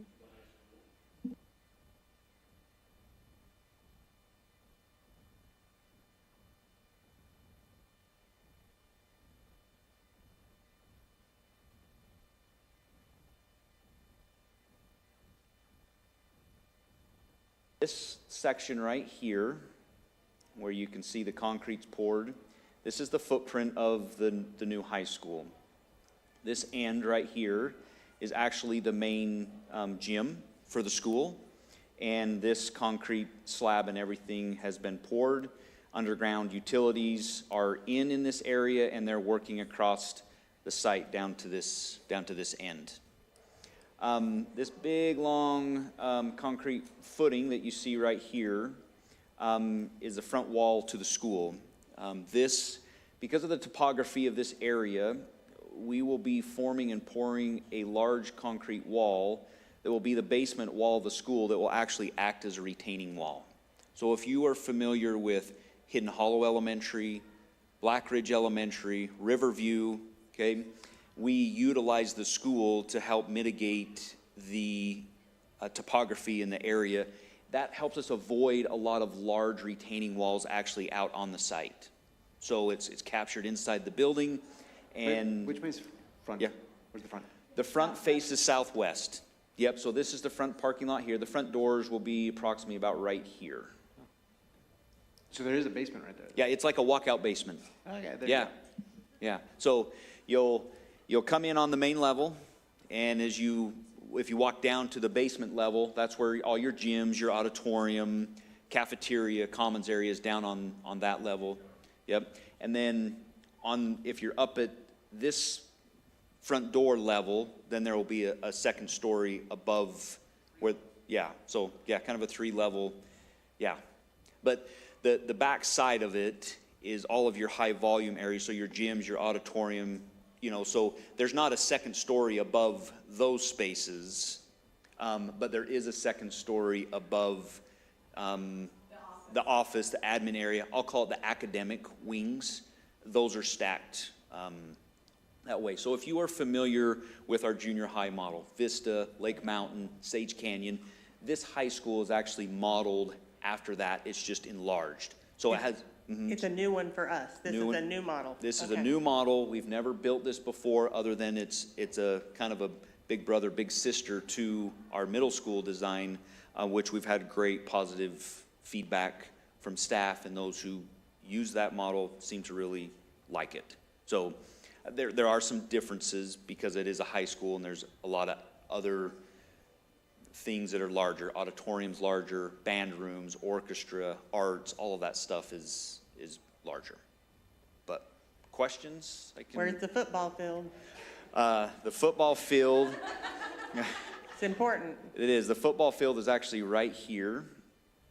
And so it also kind of acts as a sunken stadium. So if you park here at the front of the school, you would actually walk in at the top of the home bleachers. And so we're utilizing the bleachers as a retaining wall as well to finish the retaining wall around this. Am I getting you in the eyes? No? Okay. Retaining wall going around the stadium. How about soccer? Soccer Gotta go with field, what my kid yep, is. soccer fields are right here, Awesome. okay? Baseball is right here in this area.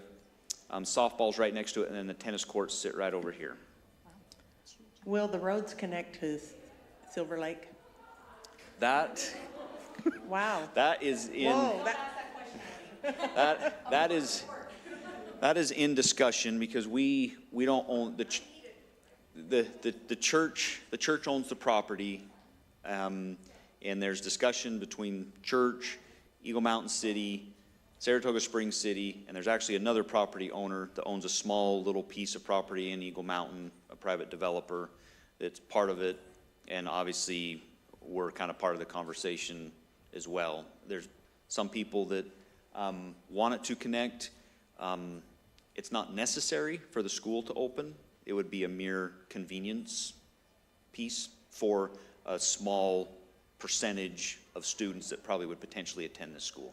Yeah, the vast majority of the students, Julie and I were talking about this a little bit earlier. If you look at Lake Mountain's boundary, most likely they would attend this school. The vast majority would be coming south, Saratoga Springs area up into this campus. Probably around 75 to 85% of the students would be coming not from this road. That connection road wouldn't benefit.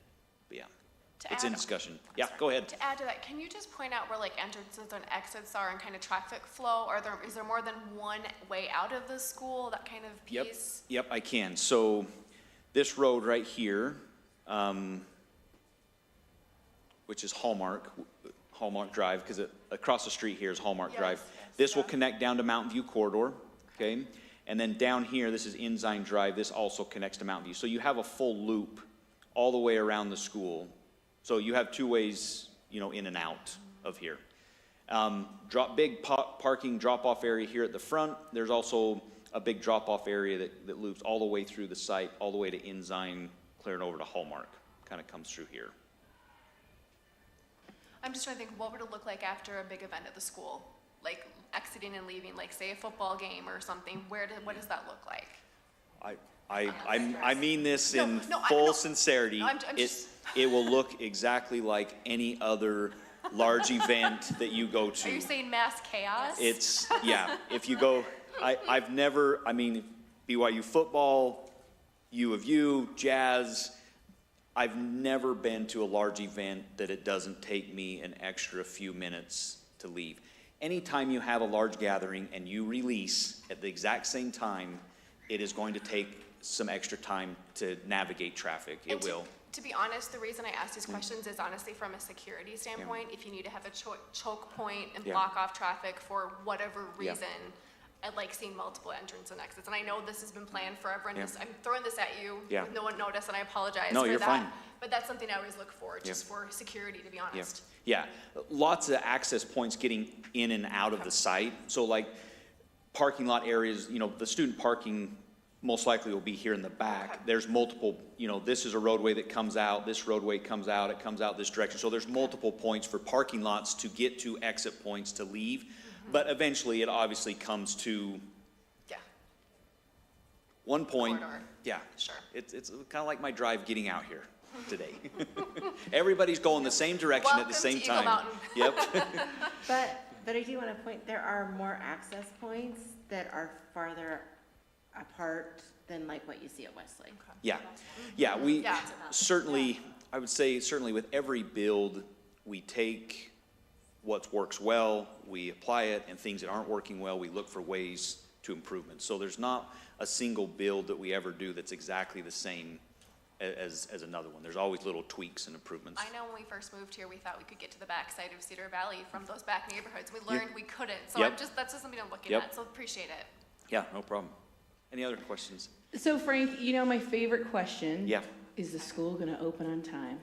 Hey, yeah.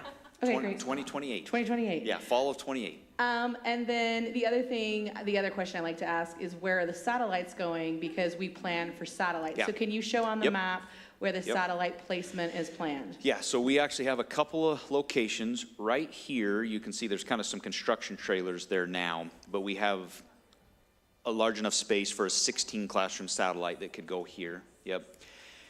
And then over here by the football field, this little it's kind of a triangle looking little area is another parking lot. And we also have the ability to put another one there. So kind of two different locations.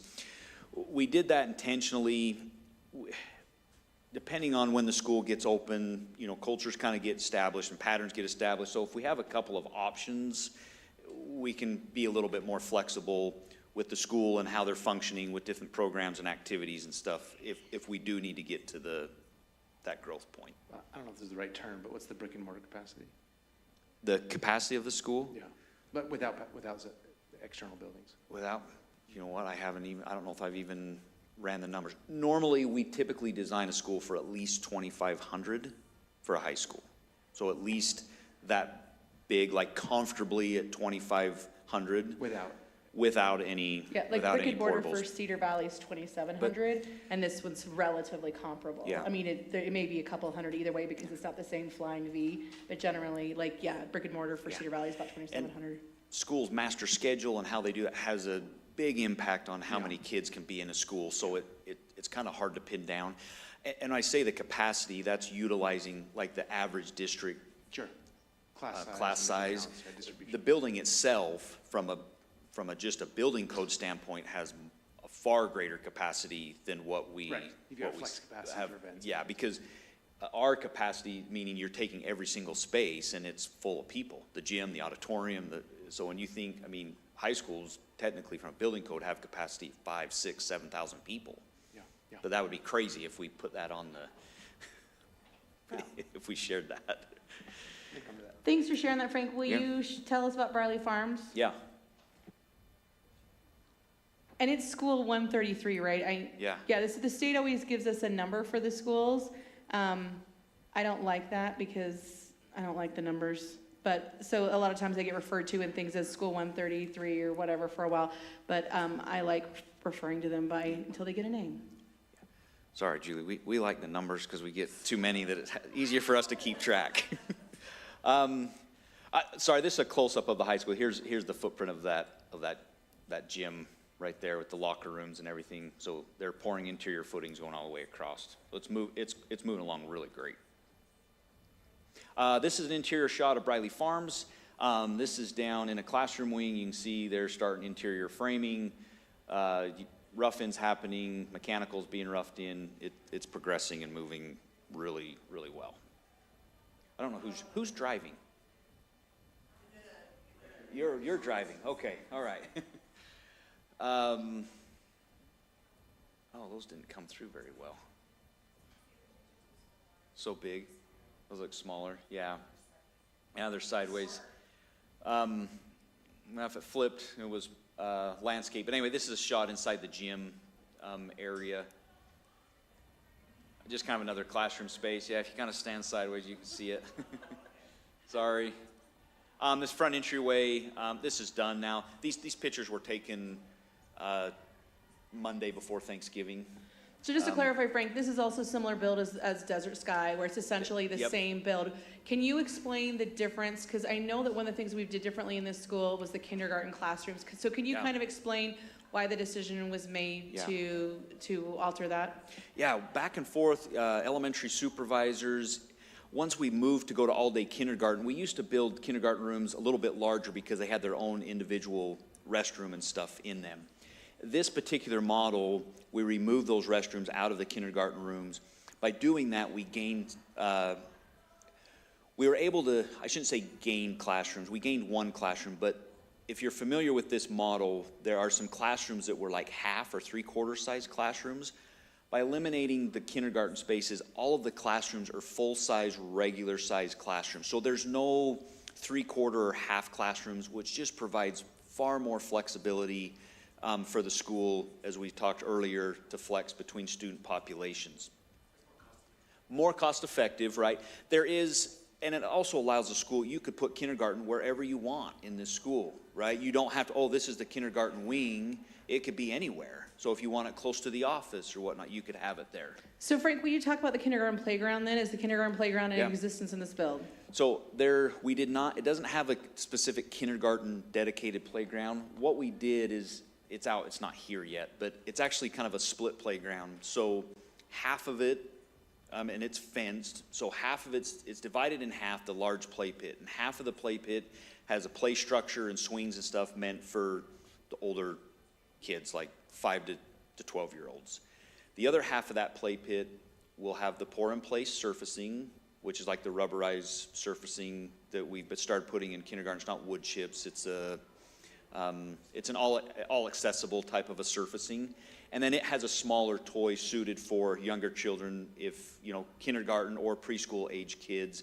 But both, and they have swings in both, play structures in both, but it's just located in the same location as the big play pit. They're separated by a concrete sidewalk that divides the play pit in half, and then it's fenced all the way around them, and then there's an entrance point in the middle of each pit. So you can go down the sidewalk, and then you say, I can go to this play pit, or I can go to this pit on this side. Yeah, Is it on schedule? it's on schedule. That, Yeah. Julie, yeah, it throws me off if Julie doesn't ask me that question. Julie and I like to tease Julie once in a while that, there might be a dirt classroom or something in here, just to see if, gym's down at this end. It'll have multiple pickup and drop-off areas here. A little bit larger site, already planned and set up, ready for 4 portable classrooms, which is 8 additional classrooms. That's standard for us to do, and they sit over here in this corner. One thing we learned from Desert Sky is, we go to put portables there, takes up blacktop. You get a large student population, and then we take up their play area with portables, and that creates another strain on it. So these are actually tucked over here in this corner so that we maintain, the majority or practically all of the blacktop for when the school gets large. it's my understanding you pre-put all the electricity and everything in that during the build, so when you move it there, it's just- Yeah, we put conduit. We don't always pull all the wire into it just because the wire's expensive, and, we don't want it to be damaged or anything if it's a while before we put portables there. But the conduits and everything are there, so it's easy for us to come and pull the wire in. We set up on the electrical side on the inside, so that it's easy to power them on from breakers and stuff are there. And all the low voltage conduits and stuff are run as well for fire alarm, network, all of that stuff's put in from the beginning, yeah. If we have to expand more, then we end up having to dig stuff up to add more to it, but we pre-plan for at least 4. I have to say, I've been around long enough where I have seen all the things that can go wrong. Yep. And I don't want to jinx us, but everything with this school has gone right. We were on a very, very tight time frame. The time it took us to bond is not the time frame you needed. We had to switch the property because there was a whole UDOT freeway thing happening. There were a lot of complexities with this school, and there were a lot of reasons for this school not to open on time. and everything is looking very, very good. I know we talked about this, that potentially this week we would be fully, like, Yeah. or in the next week or two, we'd be kind of Yeah, so this fully dried in? this roofing's actually down to here. I just didn't have time to get out there to take another drone shot before the meeting, but yeah, we're almost 100% dried in at this point, yeah. And I will say one method that we did for you guys, since you've been around, when we built Springside, it was a 6-month build. We used a similar thing here. We actually brought on 2 masonry crews that started at each end and worked to the middle. That's why this has popped up out of the ground as quick as it has. So you're saying this is like the Golden Spike? Yeah, I'm not gonna say that's gonna be the mascot, but it does feel fitting. it does feel fitting, but yeah, it's gone really well. Weather's been great. We have a great team of contractors building this one, so we couldn't be happier. Eagle Mountain City has been great to work with, getting through their process quickly and efficiently has made a difference as well. I just want to say, you're going to hear me say proactive planning every meeting because I need to make sure we're planning proactively, but I understand why Alpine has had the sites and the plans for satellites, though I struggle with it. I understand the history, I know the rationale, I know what you'd say why. I just want us to be creative as we look forward with future planning to see how we can create buildings that maybe expand and contract. Maybe there's ways to utilize portions that can become a community center or can be a senior center or something where we're building for the capacity and the growth that we're going to have and not having students hiking a block or 2 away to get to the satellite building like happens at the high school. So I just want us to be as intentional as we can as we go forward. And as a side note, on Friday, the board is taking what I'm going to call a train stop tour. We're going to visit all the school properties in the West District. Is Briley Farms on it? Can we drop in? Or where can we see it? It's on the list. I think we're gonna do a swing by on the high school site. I think we kind of like finagle and it's gonna be a hi. I will also tell you that Frank doesn't like it when you show up at construction sites unannounced. I have boots. And I know this by personal experience. So we will sit next to the fencing and wave at the construction workers. We're not going on site on Friday. We'll definitely figure out times as we look for some of these things to schedule additional site. As they get a little bit, they like it when there's not so many things hanging from the ceiling when we get on site. So we'll schedule definitely a site visit. The high school's still so far out that that still will be a ways down. But as it gets a little closer, as we see more things going up, we'll definitely schedule a site visit. And Frank's been great to work with our contractors. And he's very good at making sure that you stay on the site tour and you don't drift. And I make Frank nervous when we go on site.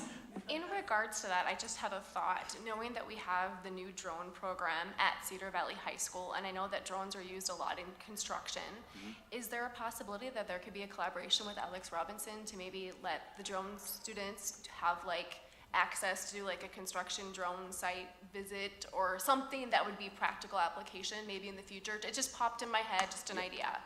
Yeah, I mean, our construction team, and we have our own drones, so we're the ones that I fly the understand. sites. I'm more for a student opportunity, not say that you're not doing your job. No, so for us, we love opportunities to work with students because we want them to go into facilities and construction field because there's such a shortage of people going into that now. So we'd love for them to come and we can make connections if students are really interested with general contractors. There's a lot of great opportunities for students that maybe don't want a traditional 4-year, college degree type of a thing. There's a lot of great opportunities and contractors would, in some ways, almost knock down our doors, say, how can we be more involved to get kids? There's some kids that literally could graduate from high school and walk into a really great job with some of these construction firms. And some of them are some of the largest in the state of Utah and do more than just schoolwork. The contractor that's doing all the excavation work on this school and the new high school also does a lot of work for UDOT and other municipalities. Westland Construction, who's building this school, they do a lot of stuff for the LDS Church all over the world. They're a worldwide company, and they do a lot of stuff in healthcare building as well. So they're more than just a K-12 kind of contractors, so, but yeah, we're very open to, Whenever there's that potential, I think it's great, and Yeah. just the proximity to Cedar Valley and Briley Farms, I mean, it would need a bus, they could walk. Yeah. You know, so, Yeah. just, I'd love to see something like that happen Yep. at some point. It's a great opportunity. So Yeah. thank you, appreciate that. yep, no problem. Thanks, Frank, we really Yeah. appreciate it. Thanks for Thank you. being here. It's always exciting to see construction photos, so we really appreciate you Yeah. you making the time to be Yeah. here. Thanks for having me. Yeah, for sure. Next up, naming committee, board member Strong, do you guys want to give us an update? Sure, I'll give you an update. As of right now, there's 2,088 suggestions. It's day 3. Good golly. So, I'm still on. there are some very good points, and we do love that our community is part of this involvement, and they have some great suggestions and reasons why they do and don't want certain things. I would encourage you, since this will be on our next meeting to vote, that you go start reading those 2,000 and familiarize yourself with what's going on. The committee will come up with 3, they'll narrow it down to 3, and bring to you Keeping Lake Mountain and 3 others that we can consider and look at. Would you mind resending the link to us so we can see the results? Surely. Because I think, I'll be happy to. I think some emails might have gotten lost for some of us, and yeah, just the sheer volume of them, that would be super helpful. Thank you. Madam President, can you just tell us about the makeup of the committee, like what your plans are? Will you be meeting as a committee before the next board meeting? Sure. If you could just share. The forum closes on Friday, December 12th at 5:00 p.m. We have a scheduled meeting on Saturday, December 13th at 1:00 at Thunder Ridge Elementary, because they are doing sports and it was no more personnel in order to meet there. So we're going to meet there and we will do our work and narrow it down and have a presentation ready for you Monday, December 15th. Fantastic, that's super exciting, thanks. And then any other reports from board members who want to give reports on what they've been working on? It's happened really, really fast, so I haven't had a chance to mention this to many. I was asked to participate in the selection committee, the paper screening committee for our new process in hiring principals, assistant principals, both elementary and secondary. So it's dramatically different than it has been in the past. Every time I walk into the building, somebody says, "I'm so sorry," because it's been just an incredible amount of work. There's been some late nights, and there's going to be some more late nights. But I'm really, really happy to serve in this way. Essentially, we're reading every application, and there's a rubric, so we're giving some some scoring, some objective scoring that's used to identify those who will progress onto the interview stage. And there's a committee of district, senior district staff, board members, and principals and assistant principals representing their areas. So they are divided into the 3 districts. And the thought behind this is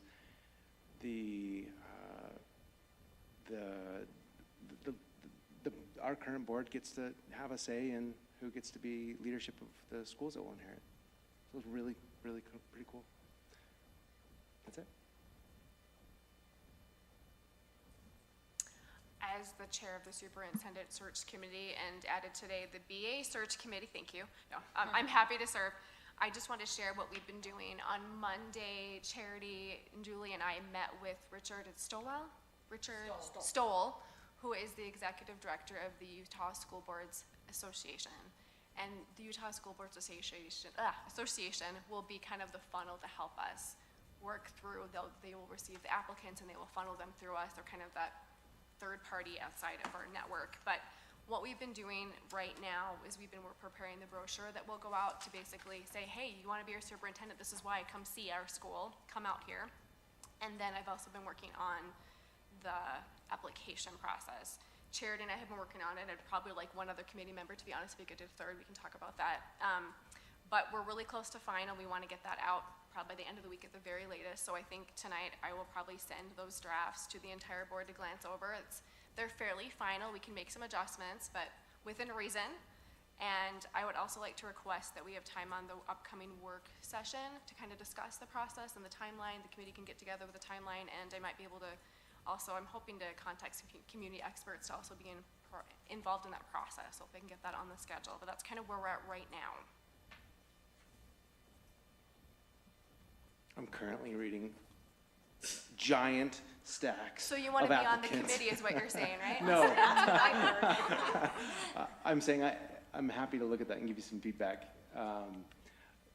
What I thought would be an insightful question, and then what I'm reading, some are better than others. Sure, And that's good. it's all, after stacks and stacks of these, I'll have some additional insight I can share. I appreciate it. Are there any other questions about that from the board? Okay, thank you. I just wanted to report, Saratoga Springs approved selling the building to us last night. I went in today and signed a $5 million contract, and I joked with them and said the check is in the mail. So we officially have a district office. So incredibly grateful to the city of Saratoga Springs, who have been such great partners with us in making sure that that is an issue that is resolved. And that we will have a functioning district office in just a few weeks. And we're incredibly grateful to the city of Eagle Mountain, who has been willing to host us not only tonight, but for our board meeting on the 15th and a work session on the 17th. They've been very generous in letting us borrow space, and we're incredibly grateful to our municipalities who we have such great partnerships with. I just wanted to add on that, it was really cool. It was one of the first motions on an action item that this Saratoga Springs City Council took in their new chambers. So it was kind of cool that we were right at the very top. I know I said it last week or whenever our last meeting, that collaboration and getting to that point. Obviously, I looked through the contract with the real estate lens and all my time and years spent there, and it was beautiful. It was one of those that as a realtor you look at and you're like, oh my heavens, these are the kinds of contracts you want to look at. It was clean. It just screamed that we are working together as a community and that we want them to succeed, they want us to succeed, and I just love that that's the foot we're starting out with for our community, because that's our best way to do what we need to do for you guys, for everybody. So I'm just really excited. I know I said it before, I'll probably say it a whole bunch more, but good job to all involved. I'm just super impressed. Okay, thanks everyone. Just really quick, anybody else have anything? We're good? Okay, we do not have need of closed session tonight, so I will entertain a motion to close our meeting. I move that we close our meeting. Okay, do we have a second? I'll second it. Okay, so we have a motion by Board Member Judkins and a second by Board Member Strong. All in favor of closing the meeting, please say aye. Aye. Aye. Okay, meeting closes at 8:25. Thank you.